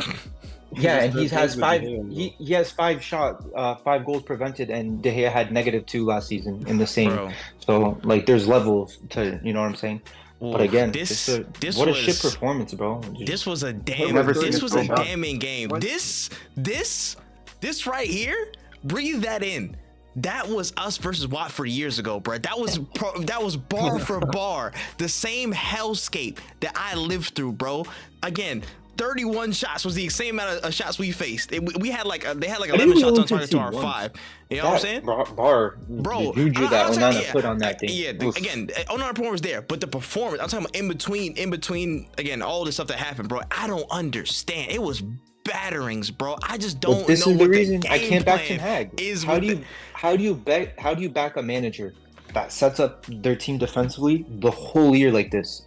Like, it's the whole year. We've conceded the most shots in 2024 also. And if you add the whole season, 20 more than Luton. Yes. And it's just, how can you back that? How can you back a manager? Like, I don't care what else. Like, take your heart out of it. If you think he's good looking, you like his bald, whatever. If a guy can't set up defensively where he's taking 100 shots in a couple games, and it's ridiculous. I mean, there's nothing I could do at this point. Bro, I think he's a dead man walking. Like, I think he might know it himself. I think he's just giving up. He's like collecting the last paychecks before, like, he's What was that? inevitably get sacked because it's not. But I don't want him sacked, and then you just get some freaking random ass. Like I don't want him sacked. Hey, he's and then not we get random. freaking Southgate. Southgate isn't random. There's Come on, Southgate. hey, chill on him. He's not a random. No, Yo, those no. Southgate rumors, Liverpool. the way like the English like media circle, whatever, is trying to push this narrative that Gareth Southgate would be a good fit for the Man United position. I'm like, I mean, hey, I would love that. I would love that. Bring this vibes We guy in need charge at Old Trafford. Like, Bring man, him, no that tactics, bum Steve just Holland, bring all of them. Bring the whole Maguire and set squad. pieces. The Bro, whole staff, it's Yeah, man. bro. Oh. Bro, there is something I don't know what like when you That's ask the Pep's question, worst like would nightmare, this person make a good manager? And like I love Ian Wright. I think we all do. Great guy, you know, like the uncle of the football world or whatever. But I don't know if you heard his response to it, basically saying like, yeah, I could see Southgate standing on the touchline. Like he would look good on the Old Trafford touchline. He has the aura. That's just Like, English that's what he bias. said. That's That English was his bias. analysis. Bro, He has that's no his aura. analysis. I- But he honestly, doesn't even have aura. That's I know I he think didn't, but I'm like, I think what that's are we doing that's here? Uncle Ian being an agent because he's an Arsenal man. That's why. I hope that's what it was. That's him I being hope an that's what it agent. was. Because That's gotta it's be. like He might 19, be it's like 1980s like Yeah. manager vibes where the manager Facts. just comes in and is like a mafia boss in the club, but doesn't do any of the tactics. He has coaches to handle all this stuff. I would rather us bring in Coach K from the United States of America to be in the sidelines for Manchester United than Southgate being our. That's coach. that's how Omega. I That's feel Omega about it. Ted Lasso for real. For real. It's not even the same football for real. Not That's how I even the feel. word the That's- same. But again, just from all fronts, bro. This was one of the worst Man United performances I've seen like ever, bro. I'm On my birthday, bro. They dog. like I should curse them into Dog, like into. I'm just like, yo, tactically, again, they were inept. Couldn't set up in a proper way. Taking, you know what I'm saying, more shots back than somebody bar mitzvah and should stop in glasses. You know what I'm saying? It's fucking bad. It's fucking bad. Like, tactically, again, inept. Physically, I feel like, at least from a physical standpoint, y'all should be somewhere there or thereabouts, but just not even up to the challenge in certain regards. It's wild. I don't know what is going right. You can't continue 2 games in a row with good performances, bro. I just like something gets built up. You know, one performance could go good, and everything just comes crashing down again. We could bro. do it. We could do a couple, but then stuff like this happens, bro. I- It's and it's bad. like, and I Like feel a- yeah, it's I so feel bad. like Ten Hag when he decided to try and tweak and try and bend a little bit more to the squad, and he was like, you know, he wanted to bring Ajax players, do the Ajax thing, more possession based and stuff like that. When those signings didn't really end up the way they were, I feel like he tried to do a mix of things and trying to bring more Ajax with the skill set of these players, and none of it's mixing. None of it's mixing. You're doing a high press with high players, but like again, your back line is this far back. Something is some Jenga pieces are not he fitting had this. something going for the first 2 months of the year, Yeah. of the year, And again, and then he just stopped it. We had Yeah. one injury, and then he flipped Yeah. our whole thing. And Because they're just like, he relies that like, much what on are you Lissandro, thinking? bro. That much on Lissandro to help with build up and so much, which is crazy to say, which is wild to say. You know, Lashando it's- and Shaw, The whole like, thing yeah, and is Luke like- Shaw, and Luke Shaw as well. like a one step forward, 2 steps back thing. Like consistently, there's like ups and then just massive downs. It's just back a step forward. Yep. Okay, last season step forward, boom, 2 steps back this season. how is he finessing an FA Cup final? Like, seriously, you know what I'm saying? Those Like, runs, brother. that's the thing. Like, as much as I hate, like, how is he doing that? You know what Yeah. I'm saying? Like, And this is the thing that's I killing really me. don't know. This is the thing that's killing me about Ten Hag, bro. He had this whole performance, bro. Just, you know, the last minute winner, you know what I'm saying? We thought that would have been it. Mason Mount comes into this big moment. You know what I'm saying? Shout out to Mason Mount What for a coming back to freaking injury. moment. I give respect to him where it's due. The next couple seconds over, my man, Ivan Toney's having his way with so many people.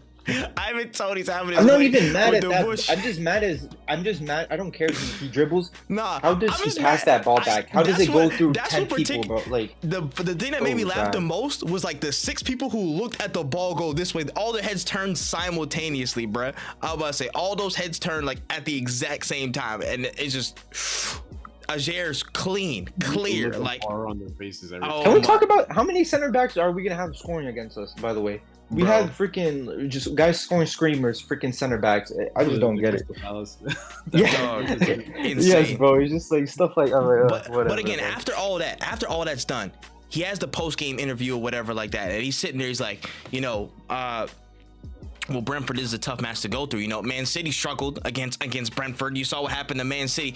Why does he always deflect to what other people might have done after the fact? If a failure's there, why did they deflect? Bro, again, and I don't want to mention all the times he's done this, but almost every post what is he gonna say? I'm shit. I don't know how to coach. No, I think he's just saying whatever he's waffling. But it's wild. But there's not even a bit of accountability on him to say, yo, I don't know what the setup was. We weren't intended. He said we just didn't want it enough. He said Brentford wanted it more. That's the most bullshit excuse ever. That's the biased English pundit excuse. That's the basic English pundit excuse. We just didn't want it enough. We just didn't have the you know what I'm saying, the desire, the heart, the passion to play this game. That should be table stakes for everybody. What did you do to set up for this game? How did you equip your players with the knowledge, the info, the know-how, the belief to go out and enact a plan to beat these guys? Where's that? Where's that insight at a basic level? Don't reveal your whole game plan, but at least show me you have some assurance in that side. If I'm a United fan, again, I was cussing from time, but it's just wild to see how he never looks inward in these interviews, bruh. He never provides any real definitive look at what he's done and how he set up these players. But what manager has ever done that? Like, what manager goes like, Arteta's done that multiple times. Yeah, but he was crying about Porto, and then he does the same thing as them. Like, they're all hypocrites in their own way. Yeah, everybody does their own thing, but at least Arteta stood on business, especially early from the jump when we were getting fucked up in 2012. We were getting fucked up in 2020. Didn't stand on business though. Hold on. We were getting fucked up in 2021 all across. He literally said, "Hey yo, my chest is right here. Blame me. I'm the person who set these people up. I'm the person who puts the team out there. So if you want to get anybody, don't touch these players. Don't touch nobody else. It's me." Ask the questions. But did you see how the players played though? Did you watch that game? I mean, it's like I said, when you could replace these professional players with people like me, Chase, and you, like, there's some worrying that should be done. Yeah. And like that's why like with Ralph Ragnick, he said it. You know what I'm saying? like you need to get rid of it. You know what I'm saying? Like, yeah. I know the quote, but I just feel like it's on. Look at this Rashford performance again. Like, you know what I'm saying? Yeah. Brother, if you're running straight into a defender and you're not doing anything, they're gonna get the ball from you. That's just how it works. You can't just run right at someone and they're not like. I mean, we're just repeating ourselves. It's just like we're playing like a 20th place team. Yeah, it's just shit. That's what it is. So my question to you is, I don't think you see him lasting past this season with Ineos, with all these different directors and stuff like that coming in. Who do you even look to replace? I'll still rather have him than if we replace him with some like Southgate. Like, I just don't know who's going to be available at that time during that moment. If there's going to be any more sacks or anything like that. Like I said, we'll wait and see. I'll even take some Jose Mourinho terrorism at United right now. You know what I'm saying? I will take the terrorism. The return of Mac Mourinho. You guys should try and get Thomas Tuchel. You know, the funniest thing. Thomas Tuchel was. Oh my God! You know, I can see Thomas Tuchel kicking at United. Yeah. Like, imagine him with Harry Maguire. Oh my goodness, you'd abuse it. Yeah, that's crazy though. Mourinho did say though, he was like, he's slowly getting back to like the state there where he wants to coach. He says he has his eyes on something already. Yeah, he said he took it after his break. He's ready to go back in. But that's funny. Yeah. But me personally, after the season, Ten Hag, for y'all in y'all best interest, truly, y'all gotta go. You know what I'm saying? He's gotta bounce. Ball head gotta smack on the way out, bro. But he's gone. If you're bringing in some random freaking guy from Austria, like from the Austrian league, I don't want it. Bring someone that's proven, and if it doesn't work, we've seen what happens when these managers are backed and what they could win and what they can accomplish. You just have to back them. That's it. I think there will be a lot of managers on the market this summer, to be honest. Like, we're talking Nagelsmann, Tuchel, Mourinho, Southgate. Klopp is out of the question. Xavi. Hey.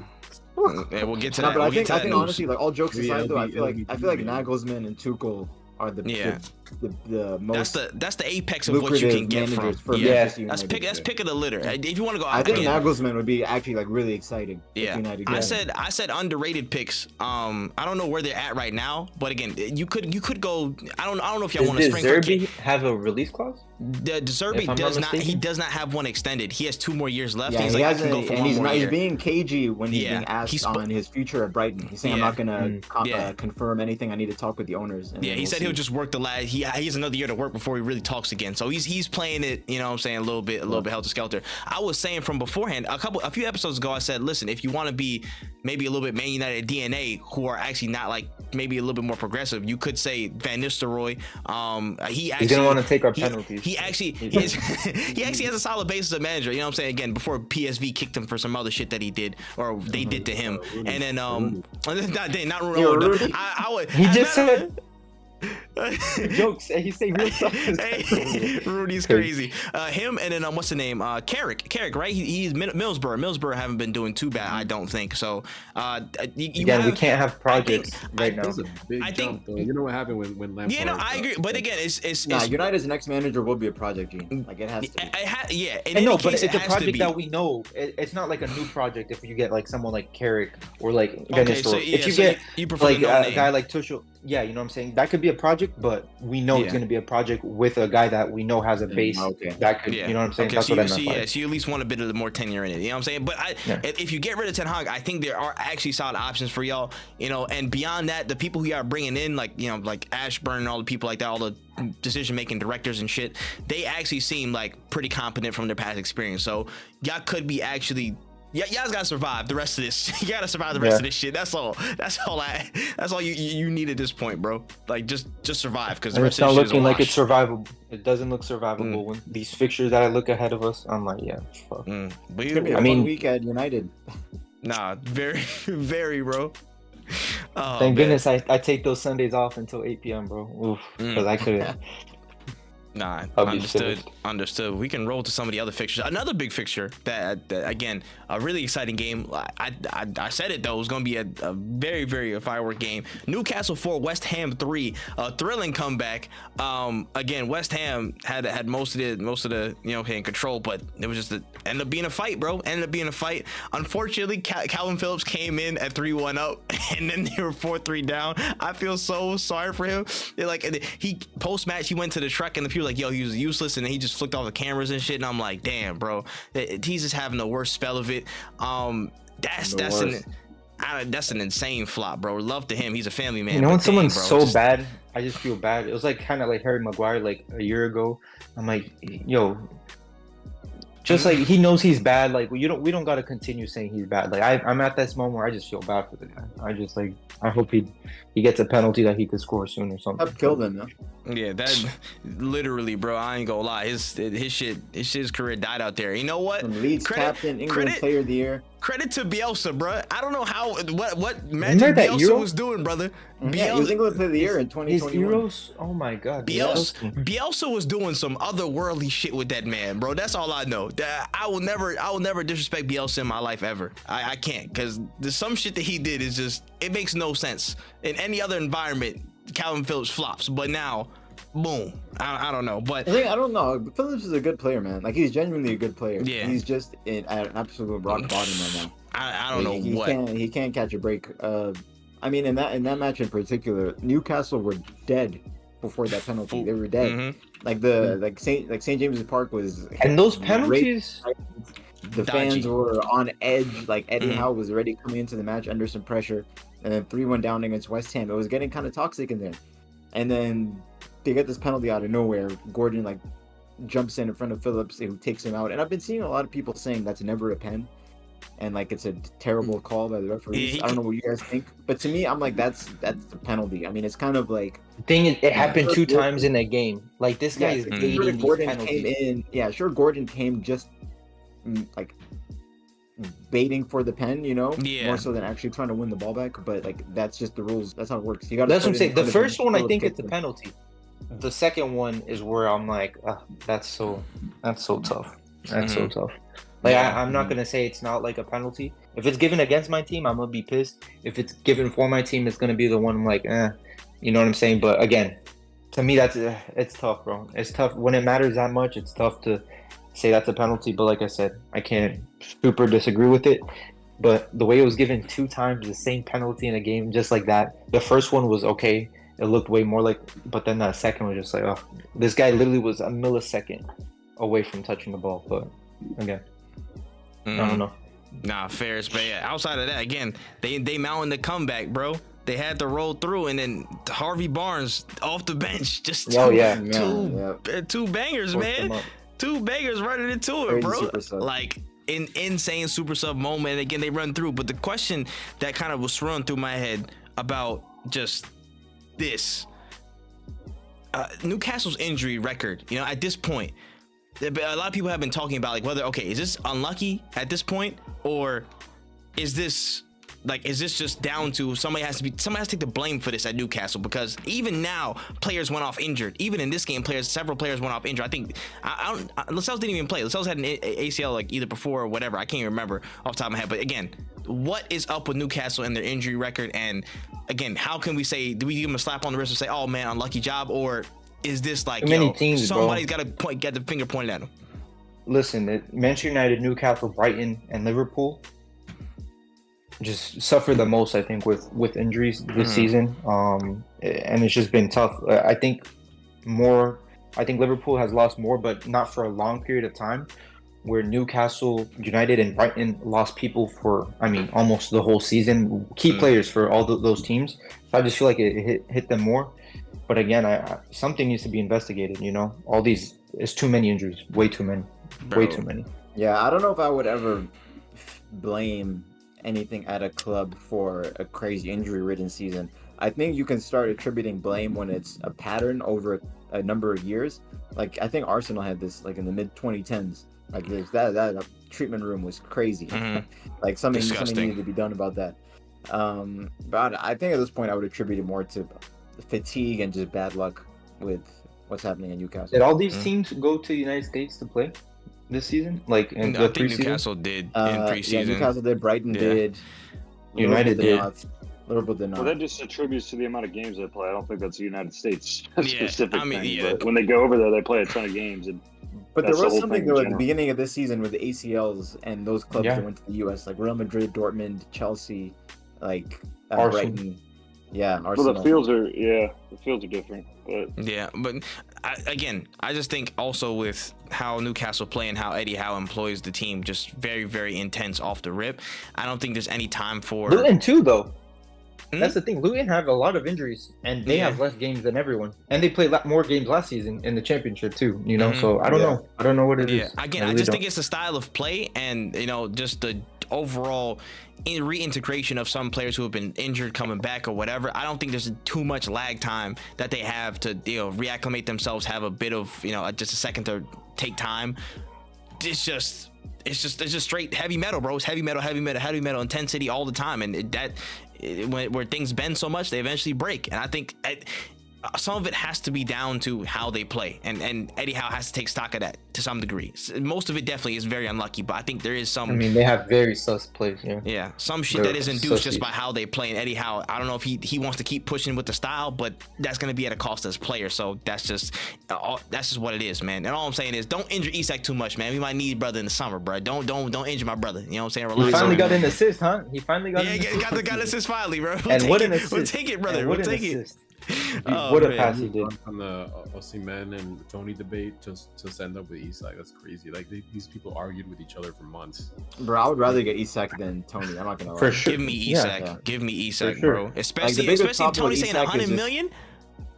Yeah, the biggest problem with Isak is staying fit. I firmly believe if he plays a 38-game season, even at Newcastle, he's hitting 20 goals. He's a filthy player, bro. He just can't really. He hasn't stayed consistently. He has 19 goals now, 18 goals or something like that. 17, Just 18, one like of those league. two. Yeah. But again, just in the league, you mean? Yeah. Yeah, just in the league. overall. If he plays 38 games, he's hitting 20 Premier League goals. I'm convinced of that. Yeah, I fully agree. Again, the only deficiency in this game was to me was just like, again, just probably more physical play. Like again, trying to get to like, you know, headers and aerial ability and stuff like that. He has 14, by the way. Sorry to interrupt. He has 14 and 21 in the league. That's cold. Yeah. That's really good, bro. And again, on how he's been on and off with appearances and stuff. Cold player, and those little parts of his game he can still develop. In my opinion, he's fucking cold. Now in my opinion, he's still 1 or 2 of my striker list for the summer. But that's a whole nother conversation. We can get to all them transfer dailies and shit like that when summer comes. But yeah, Can you talk about the best striker in the league right now? Or? Hey, Mr. Muniz, we can get some quick hits though. Yeah, we talk about Sheffield versus Fulham, man. A whole 3-3. Man, Chris Wilder done kicked the ball at 3-0 up. He thought shit was over. He was like, yeah, it's good, we good. And Fulham said, nah, bro, what are you doing, dog? What is all that, bro? Just clawed back. Sheffield just didn't have enough to sustain, and Rodrigo Muniz with the fucking wonder goal of the week. Oh my gosh, he's filthy, bro. He's on the run of his life. Yeah, he is the main character right now. It's unbelievable, like the run he's been having in like the past month and a half. It's wild. Bro. Yeah, and to have that goal to continue that, like, you know what I'm saying, is just, I mean, is anything less than spectacular. I mean, I don't think anyone heard of him this season. I really didn't, especially being a Brazilian striker, so I feel some shame to that. But I really hope he gets in that Brazilian squad because they need a striker. And I have a guy like that, physical, and where you, like, he creates stuff, you know what I'm saying? Obviously, he's not finished. He still has stuff to get better. But when a player's on a roll like that, you need him in your team. 100%, like man. He is in my FPL team. Nah. That comeback is there though. 16th to 9th. Respect. I stalled out, man. I stalled out of some bullshit. But that's fair, man. Yeah. I thought Sheffield was gonna actually lock in. They had some really, really good goals, man. Their first half was phenomenal, actually. Burton. Those teams in the relegation zone just can't catch a break. Dog, Ben Brenton. ever. Yeah, Brenton. Oof. I got him too for fantasy too. I just pulled him in that midfield because that form is crazy right now. Dog, it's actually insane. But this is actually wild because we have a really like tight relegation scrap, and then we have the 3-horse race at the top. Like, bro, this is gonna be a really interesting end to the season. I think the top 4 is really tight too. Yeah, top 4 as well. I feel like the big races in the league, they're actually going to be very, very to the wire across the season. Again, imagine if we have like a very tight relegation scrap, like a couple points differential on the top 4 race or European places race, and then the title scrap ends up being like the last day of the week before. That's blockbuster shit. That thing is tight. Conference League too. Facts. If players just want to get into Europe, they need that money, bro. That big the amount of money you get just to play in any Europe like conference is any team needs that. You know what I'm saying? So 100. Everything is close, and it's so separate. Like 1 through 3rd is like their own thing, and then you go 4th and 5th is their own thing. 6th to 8th or 9th own thing, and then that dead where Chelsea's at something else, and then that relegation zone. Playing for nothing, man. Yeah, I don't fucking know. But nah, that is what it is. I can't wait to see what the relegation again fight is going to be like this season. Not too interested on those people that we may face in that relegation fight. Just I need to relax, but we'll see what happens. We can get to some other news really quickly though. Want to talk about the Bundesliga. Bayern for the first time in a decade, Garbage. They lost to Dortmund at the Allianz, and after the match, you know what I'm saying, Tuchel was like, hey, congrats Leverkusen on winning the title. He's already given up. Bayern seem to have given up. It looks like they're setting up shop. They're getting out of there. They're getting out of the Bundesliga, bro. That's insane. Yeah, what a disgusting season. Kane's going trophyless. Bro, First is It's basically confirmed at this Kane point. and Eric Dyer showed Unless they win the Champions League. Harry Kane and Eric Dyer showed up to the Bundesliga and showed to Bayern like Vegeta and Nappa in Dragon Ball, bro. They came to ruin all those chances that you had, bro. All that shit was over. It's done with, bro. All that good fortune is dead. It's crazy how quickly shit has That is turned a upside great down. analogy, man. It's And you gotta finished, bro. be careful doing that in Germany. Like as a, you know, you coming out of the country, you're going into there, and you're the sole reason. Bro. Like that. Oof. It's the juju at this point. I mean, Kingsley you can score 100 Coleman, goals. Kingsley Coleman You has can score won a 100 trophy goals. You're every not gonna be year forgiven. he's been at Bayern, bro. Every single year. The first curse is too powerful. No, isn't it Kingsley Coleman not just won a It's a league title. he's won a, every year. he's won a league Yeah. title league. every season of his career.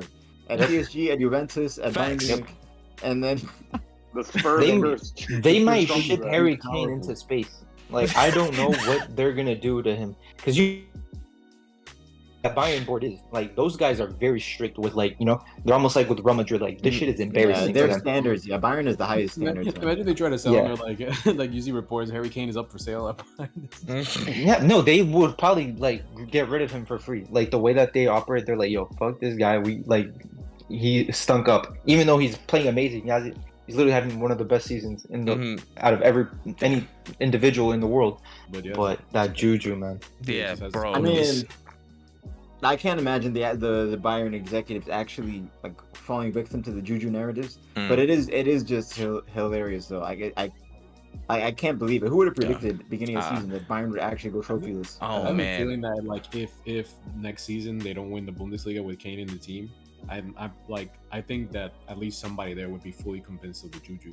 Yeah, if it happens next season too. I would love it, and I think I think Kane at that point would he'd be visiting witch doctors. If they go back to back, like so Hey, he would man. come Shout to the out conclusion to the something wrong with Pugba family, man. You about to get some real shit going down. Nah, he should be doing that right now, bro. There's no way he's not doing it. I mean, 10 years in a row. What is it? 11 years in a row? And then, Bro. The witch doctor Dog. says, "Listen, Harry, you were the captain of Tottenham. Not only did you play for Tottenham, you were the captain." Dog, that's You played for unreal. Tottenham, you were Unreal he jinx, wasn't even brother. the like captain. Modric and Bale, like they were not. Were they the captain? I don't think so. But, He wasn't even the captain. It was Lloris, bro. And Yeah. he had no juju because yeah. he went and won the World Cup. oh no, He had that's no right. juju on him. Release was. Yeah, it just Kane has some. He was a vice captain then. Facts, Yeah. bro. because he's English. Yeah. Yeah, it might have been You Englishman. It guys might are have been forgetting Spurs that. Englishman, Yeah, bro. the English, And yeah, two yeah. of them went to Bayern. Two. Yep. Yeah, nah, bro. Yeah. Midway through the season, they were like, one's not enough.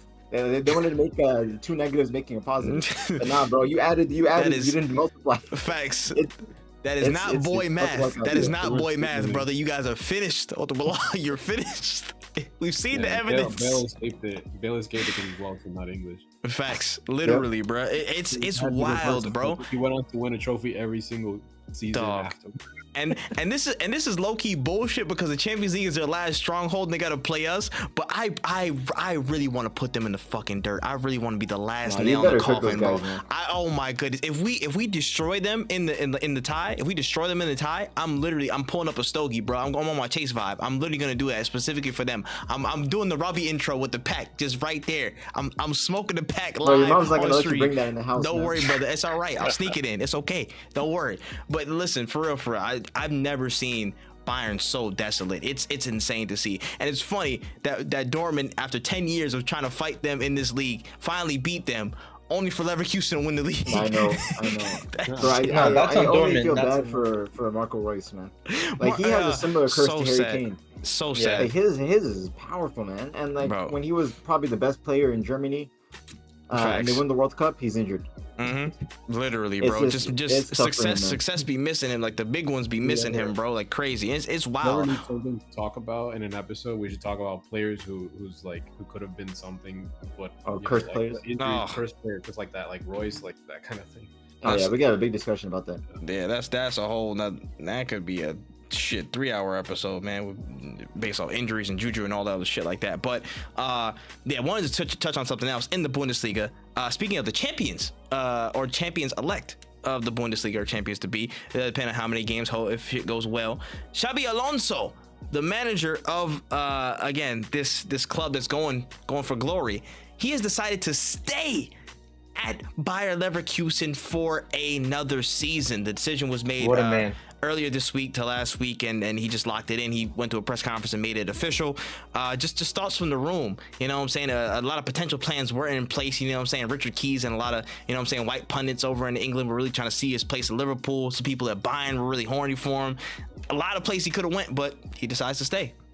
You know he's gonna end up in Bayern some way, somehow. I mean, those guys just take everyone from that league, throw it into Bayern. That's just I how don't they know. win all those leagues, bro. Stage is set for him to go to Real Madrid next season, like Yeah. in a year's time. I'd probably say that, yeah. Well, Did Ancelotti not sign for 2 years now? Did he not just sign for 2? I'm not sure how long he signed, but either way, I think at this point Alonso is going to be at Leverkusen until Real Madrid. Yeah, that's I really think that's that's really it. it, man. I just, that is fucking admirable. Honestly, him wanting to continue to build, and if they don't lose too many talents from their side, again, they could Yeah, have no a credit to him. Credit. He wants to keep And building. it's a win. And if we're being honest, it's kind of a win-win. If they don't perform the same way next season, no one's gonna be like, there's no fault on him, bro. Because he just leveled up. You know what I mean? That you won them the league after I don't know how when was last time they won the league. So. And also, I'm gonna be honest, being very candid, like again, probably the biggest thing for him maybe would have been joining Liverpool because the Klopp, the Klopp. Yeah, but then that's a tough job to take. And that's my thing. Jumping into that is a near impossible task sometimes, or at least it would feel like it from the outside. I don't know, man. Coming from a Liverpool supporter, the Liverpool as a club and as the fan base would give him so much. They would have grace, and he'd have so much time and support. Like he's probably the last person in the world that would need to be worried about following after Klopp. Like I don't think that would be a concern for him. Oh, interesting. Again, maybe in his head, maybe his perception is like, damn, I don't know if I want to jump just yet. I still have time to do things. I still have work to do here and we can do things at Leverkusen, and jumping into that job might be, again, a crazy leap for him. I think it was something he would be ready for. It might need time for him to adjust, but he just didn't want to take the leap yet. That's fair play. People can do that all the time. He's still one of the best managers in the world, one of the best up and coming managers, no doubt. For that job. Facts. But I mean, and they're also humans. Like he might just on a human level might really love what he has at Leverkusen. Literally. He has no obligation to leave if he's comfortable at where he's at right now. Very true. And again, you're in a good rhythm right now. You just built one of the best performing teams in recent history in Bundesliga up to this point so far. If nothing really changes too much, why the fuck would you want to leave and uproot and have a whole different formula now? It's tough. But if it continues the way that it is, I think it's more impressive than what Leicester did. Just in the past, 20 years? I don't even know how much we have to go back on to see. A better team than Leicester, for sure. Yeah, 100% a better team than Leicester. They're undefeated. Right? They're still undefeated. You know what I'm saying? Like, if they complete this, against in any league, of course, that's again ridiculous achievement. That's an apex achievement. Leicester was more of a freak thing. But also the manner in which they're winning these games are just crazy. That's what I'm saying. If you put everything into perspective, it's just like I don't think we've ever seen against anything similar to it. Compared to a team as dominant as Bayern has been in the league. I don't think we have. I mean, to be fair, what Klopp did in the early 2010s with Dortmund, winning back-to-back titles in also true in there. Era. Yeah. Just I'm talking about still just a pure if they finished the undefeated Dortmund thing. Were a mid-table club before Klopp came in. That's facts. Yeah, but they still have the history behind it and everything like that. I mean, if you compare the two, Leverkusen was a really good team in the. And again, did Klopp go undefeated? Well, he didn't go undefeated, but he wanted back-to-back titles. That's fine, but I'm just saying. I'm putting in perspective. About losing one game is crazy. Yeah, if they end up going invincible, they do it. It's of course. Incredible. It's not just the league though. It's everything that they're competing in. It's like that's the crazy part. It's not just the league that they're doing. If they do it, it'll be like no one's ever seen that happen before. Not losing a game in any competition, it would be ridiculous. Yeah. In any comp is fucking wild. Yeah, we'll figure it out. But yeah, quick question before we go. We can fully suss this out in the summer when we get closer to time. Phil, who's your leading man for the Liverpool job now? Well, I think that's going to be announced before the summer, to be honest, because the new manager is going to need a full preseason to get everything sorted. At this point, it seems like Ruben Amorim is the big favorite to take the job. I don't know if Liverpool have been in talks with Sporting and his team already, but it seems like they're either about to or they've already started talks with him. And I'm not gonna act like I know much. Like I've watched much Sporting CP in the past couple seasons since he's been there. But he did win them their first league title in a very long time. He was the manager last season. They knocked Arsenal out of the Europa League. Good team. He coached a good team. And from what I've been hearing, just from people who know more about the European football on the continent, have been saying Sporting plays a really good brand of football. He's a young manager. That's facts. 39 years old, I believe. Amazing for Darwin Nunes, by the way. Yeah, like Darwin Nunes. Literally, he'll get love. He love that signing. Just because just the experience. You know what I'm saying? And Sporting has always produced great talents that translate to the Premier League, and that could probably hold true for a lot of managers who came from the Portuguese league over to the Premier League. So the good track record is there. So he can be really exciting.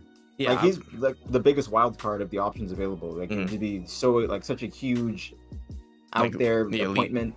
So it could either go two ways, right? Like the status of the job in the club could either swallow him up, or he could be almost like a Mourinho type figure who just has so much confidence, just steps in and makes the it his ground own. running. True. Yeah, True. and then the other big favorite at this point is De Zerbi, Mhm. who's, like I said, he's been coy when asked about his future, like not really committing to staying at Brighton, really leaving the door open big time. I'm convinced if Liverpool went in for him, he would take the job. I have no doubt about that, and I think he'd be great. I mean, his impact when he came to Brighton last season was incredible, Mhm. and they haven't been as impressive this season as last season, but they're still in ninth place. They had a huge injury crisis, and they had to deal with playing Europe at the same time. So I think if you gave him the resources and the squad that Liverpool has right now, like we Oh could yeah. genuinely be playing some of the best football in Europe. Like I think Liverpool would actually play better football under De Zerbi than we do right now under Klopp. You give So- you give that crazy bastard the running power of half of those Liverpool players. That's actually pretty fucking scary. I'm not gonna lie. I think I'd be really excited to see the football we play. Yeah, him just running a heavy metal ass 4-2-4, pressing the life out of motherfuckers. That's actually insane to when you think about it. And But he'd get his baby McAllister back and everything. Maybe he Yeah. could bring Mitoma with him. I won't say no to that. So yeah, either one of those guys. Like, while I don't know much about Amorim, I trust, as much as I have critiqued FSG, when it comes to stuff like this, I trust them to actually make the right decision. Like, they're pretty data driven with stuff like this. Michael Edwards is now the new CEO of yeah, football for FSG, so I trust his expertise also.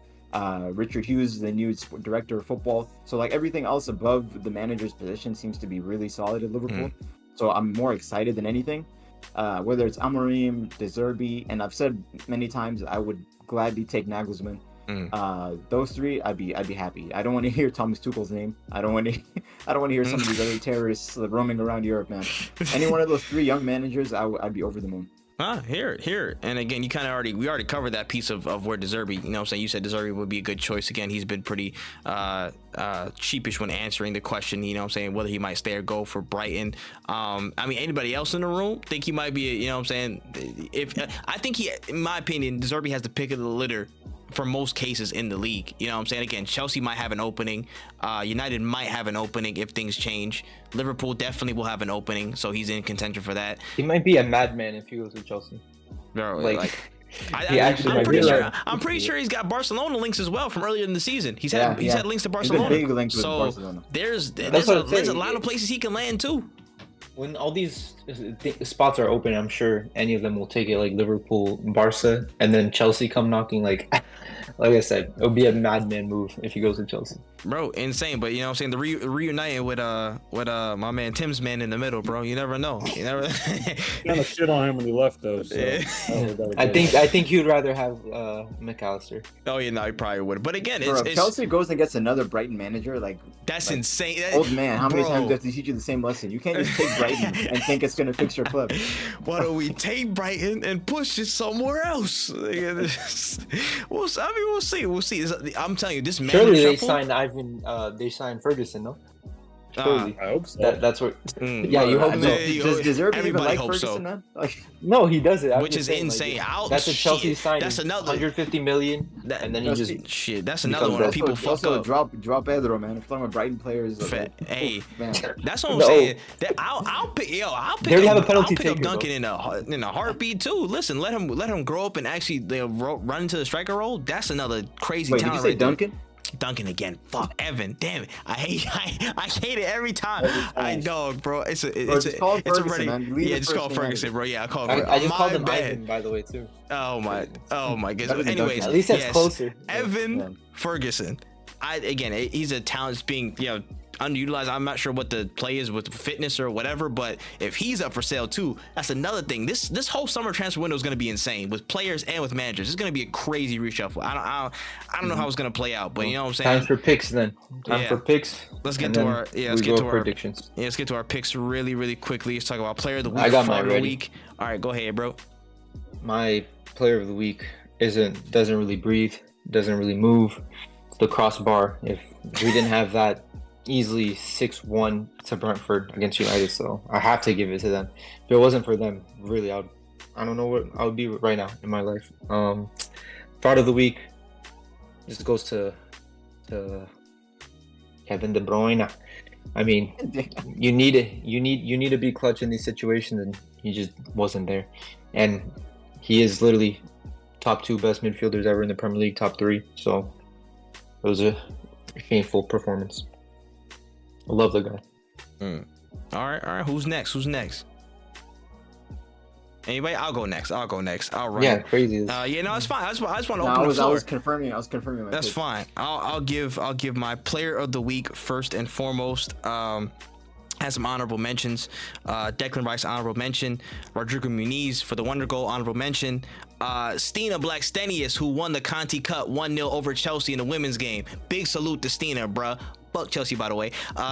Just had to get that one in there. Shouts to her. Big honorable mention. But my player of the week this week will be Harvey Barnes off the bench. Again, just straight impact, 2 goals. The last one he scored was a fucking banger and a half. He knows how to finish when he gets that space. Wonderful to bring them back from a game that many thought was going to be out of their hands. Good stuff to him. He's player of the week, Harvey Barnes. Frauds of the week, Chelsea.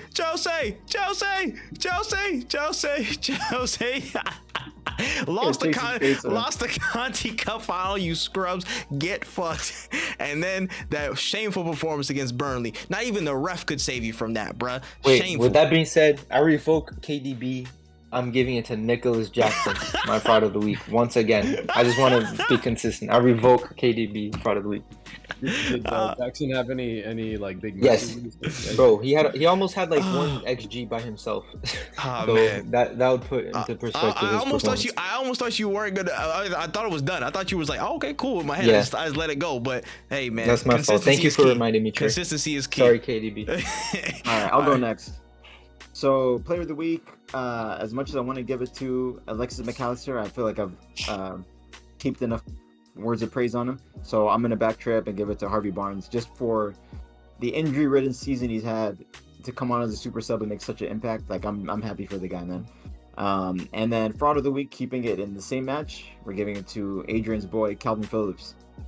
Just, man, I hope if you ever hear this, Calvin, I hope this encourages you more than discourages you. We want to see you back on top, King. Lock in, bro. Lock in. All right. I'll go. My player of the week was actually Cole Palmer. I thought his performance was insane. I know they didn't win, but I think he could have won the game basically by himself if he had some more competent players around him. So, yeah. And then my fraud of the week was also Calvin Phillips. And just like Phil said, I hope that it encourages him more than it discourages him if he were to ever hear this. Nah, shout outs to you, Calvin, man. Family, man. We hear you. We here for you, dog. Go ahead, Chase. Player of the week, I'm going to go Mason Mount. Welcome to the party. Scored a goal for United. Congratulations. Just happy to see the kid doing better, doing well. So shout out to the Cobham kid there. Fraud of the week is both Manchester City and Arsenal for wasting my Easter Sunday making me watch that shit. Oh my goodness, that is hilarious. Don't worry about it, brother. All right, we can get to the predictions now and just talk about it, man. So we got 5 matches for this upcoming week, double game week. Again, some big matches in the way. Again, we'll give the order. Again, 4 points for the right result, 10 points for the score, and then we'll just run it through. Again, winner will have the power of mute. The loser will be at the mercy of the mute. We can get to it. I'll give you the order. Y'all know the order. But the first matchup is West Ham United versus Spurs. All right, I'm going first. I'm guessing, right? Mm-hmm. Yep. I have a 2-0 win for Topspa. Wow. 2-0 at the London Stadium. Okay. What's that? I was about to say, Gene. I'm giving this a terrorist 3-2 for Spurs. 2-1 West Ham, and then somehow they score 2 goals, win the game. Okay. 3-2 to Spurs. Adrian. Let's say, all right, I'll go 2-1 Spurs. This is gonna be jammy, but again, I feel like they'll somehow escape again. 3-1 Spurs. I don't want them to, high but scoring. yeah, I don't want them to, but I just feel like it's just unfortunately gonna unfold that way. Chase. 2-2. 2-2 draw. Interesting. I was wavering between that. Yeah, it's not impossible. Not impossible. Next fixture, Man City versus Aston Villa. They don't keep many clean sheets, but I predicted they'll keep one this weekend. I have City 3-0 win. Wow, 3-0. Wow, 3. I think that game is actually on midweek. Yeah, that's a midweek. That's a Okay. midweek. Well, Wednesday. if Yes, a game Wednesday. ever, Wednesday. if a game ever, it doesn't matter. But if a game ever shouted 1-0 to me, this is it. 1-0 Manchester City. 1-0 City. Adrian. 2-1 City. Damn, tight game. Yeah. I want to take a risk here. 1-1 draw. I would love it. And I think I deserve I have 2-0 City. 2-0 to City. All right. 2-0 to City. Next match up. The Mud Brothers Derby, ladies and gentlemen. Chelsea versus Man United at Stamford Bridge. This is also midweek, right? Yes. Yeah. Yeah. That is Thursday? Brilliant. Thursday, yeah. That is Word. brilliant. Box office. You know what? I had 2-2 written down here, but I'm gonna go screw it. Prime Barclays 3-3 draw. Woo!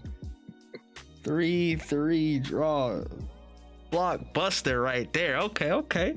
Gene? 2-1 Chelsea. Wow, he's committed. He's committed. Every time he's predicted, he's trying to keep consistent with the wins in real life. He said 2-1 is the scoreline. Wait, this game has no significance whatsoever. Like, it's Yeah, it's. I mean, entertainment wise, it has all significance. So it This is does. gonna make my week next week. Hold on. And if United are still trying to finish in a Yeah. Europa League spot potentially or something. Facts are potentially, you know what I'm saying, what's it called, capitalize on a potential Spurs mistake. They can No, still it's be in the not mix. They can still be in the mix. They're not finishing top 5, man. We'll see. At the bridge, man. I'll go with No, Or is it hold my on, wait, let team? me go there. Oh no, yeah, it was you. My fault. Go you. Okay. Yeah, I'm saying 2-2. 2-2 draw.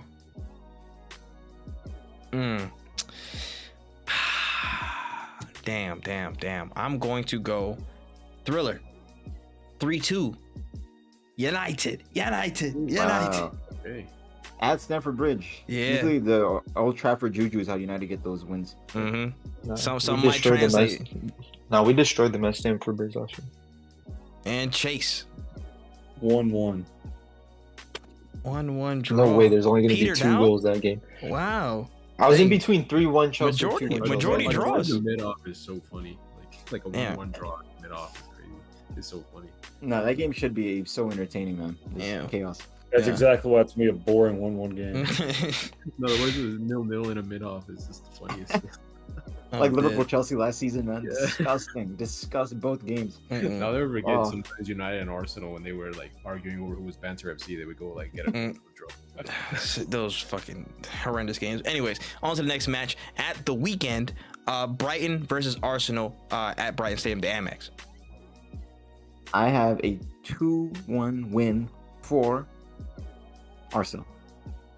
Or 2-1 Arsenal. Gene? I'm going to go bold here. 1-1 Arsenal. 1-1 Arsenal? Is that what you said?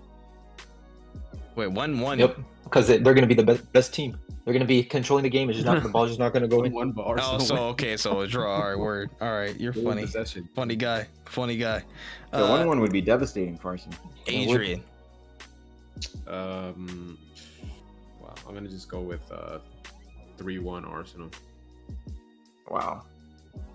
I mean, I'm rubbing my hands for the derby to cook. Uh, Oh, me too. Wait, I- Arsenal's on a revenge tour. They could win 6-0 if they wanted to. I'm gonna go 2-1 Arsenal. And Chase. Man, copying my scores. 3-1 Arsenal. 3-1 Arsenal. All right, 3-1 Yeah, Arsenal. everyone has Arsenal conceding a goal this game. Real quick, Trey, you Maybe had to interesting. mute this episode, right? You didn't use it. I know I No. didn't use it, bro. I didn't need to. Honestly, I didn't need Oh, to. it's a good football talk with Yeah, the boys. I'll let that one lie, bro. It wasn't bad. But the last prediction, next week somebody definitely gonna use the move for some shit because doubleheader, we're back in action again. Man United at Liverpool at Old Trafford. Oh, This is a very fun game. So oh. I predicted the same I predicted the same result in the FA Cup tie, and we know how that went. But I'm doubling down. I have a 3-1 Liverpool win. 3-1 Liverpool. All right. The opposite side, Gene. I have Liverpool winning 4-1. 4-1 Liverpool. He's sticking by his strategy, brother. He's sticking by the strategy. Nah, it's Right, a if strategy. Ten I would Hag- say 2-1. Wait. If Ten Hag has the week, Gene predicts, bro. The trenches. Listen, I'm just saying is we've been lucky that we haven't been conceding a bunch, and against Liverpool we like also been doing that, so we're owed a game like where we concede a bunch, and I feel like out of like Chelsea or Liverpool, it would be the Liverpool game. Man, the drug. I just need Nunez score at Old Trafford and Liverpool, and that inject it into my veins, man. That will hit like crazy. It's a big one. It's a big one. Adrian. 1-1. No way that game ends 1-1. That dead 1-1, Damn. man. Yeah. I'll be very surprised if that game ends 1-1. I want to take a risk here. Nah, I won't take the risk here. Nah. I was low key gonna say a Man United win. I don't know why they could pull out something jammy in the last minute. Hey, listen, people was laughing at the FA Cup. You was laughing at the FA Cup. Hold on, Gene. McTominay header 87 minutes. But I'll say a 2-2 draw. I expect everything except like I would think United win the game before there's a draw in this game. Like no way Liverpool would be okay with drawing this game. No, they Like wouldn't. they'll But go hey, murder. I mean, they Hey, were not okay with the the draw Jews- at Anfield either. facts. Hey, the juju, brother. It's all right. But United Something- can't park the bus like they did at Anfield. Like Yeah. they And have we got to. lucky too. Like there's some they should have scored You a couple of goals. better pray they got some 4-leaf clovers on the pitch, brother. That's all I'm saying. It might go down that way. But Chase, your score. 3-0 Liverpool. 3-0. Okay. You know Rashford scoring a goal that's not gonna mean nothing, and he's gonna Yeah, I can't put see a picture on Instagram. I just All right. can't He's see All gonna right. probably score. I'm happy I scored, but I'm sorry about the result. I don't think I've seen Rashford do the celebration once this season. Damn. He did it against Scored. Arsenal, didn't he? Beginning of the early season, Yeah. when he scored. Maybe First half he did. Second half I've not seen it since. Like ever since then, he's never used it. I think he has like so much shame to use. Yeah, he it. has shame. I support. Like, I'm Yeah, glad that's he has fair. shame, man. That's And fair. scored his Shane. second goal of the season in April doing this. Nah. You can't be. Yeah, you gotta take your time with that, bro. Take your time with that shit. But we can start to wrap on up and get on out of here. All right, 1 word outro statement. 1 word outro statement. Please, let's not fuck it up like last time, guys. All right, 1 word outro statement. All right, Don't go we'll with start first. with Gene. Your 1 word. Rip. Fair. Phil. Top. All right. The Mustafi emojis. I hear it. Chase. Disappointment. That's crazy, Adrian. Bottle. All right. Inshallah, bro. Yo, get out of here, man. Man, Yeah, out of here good night. appropriating whole Hey, religion. man.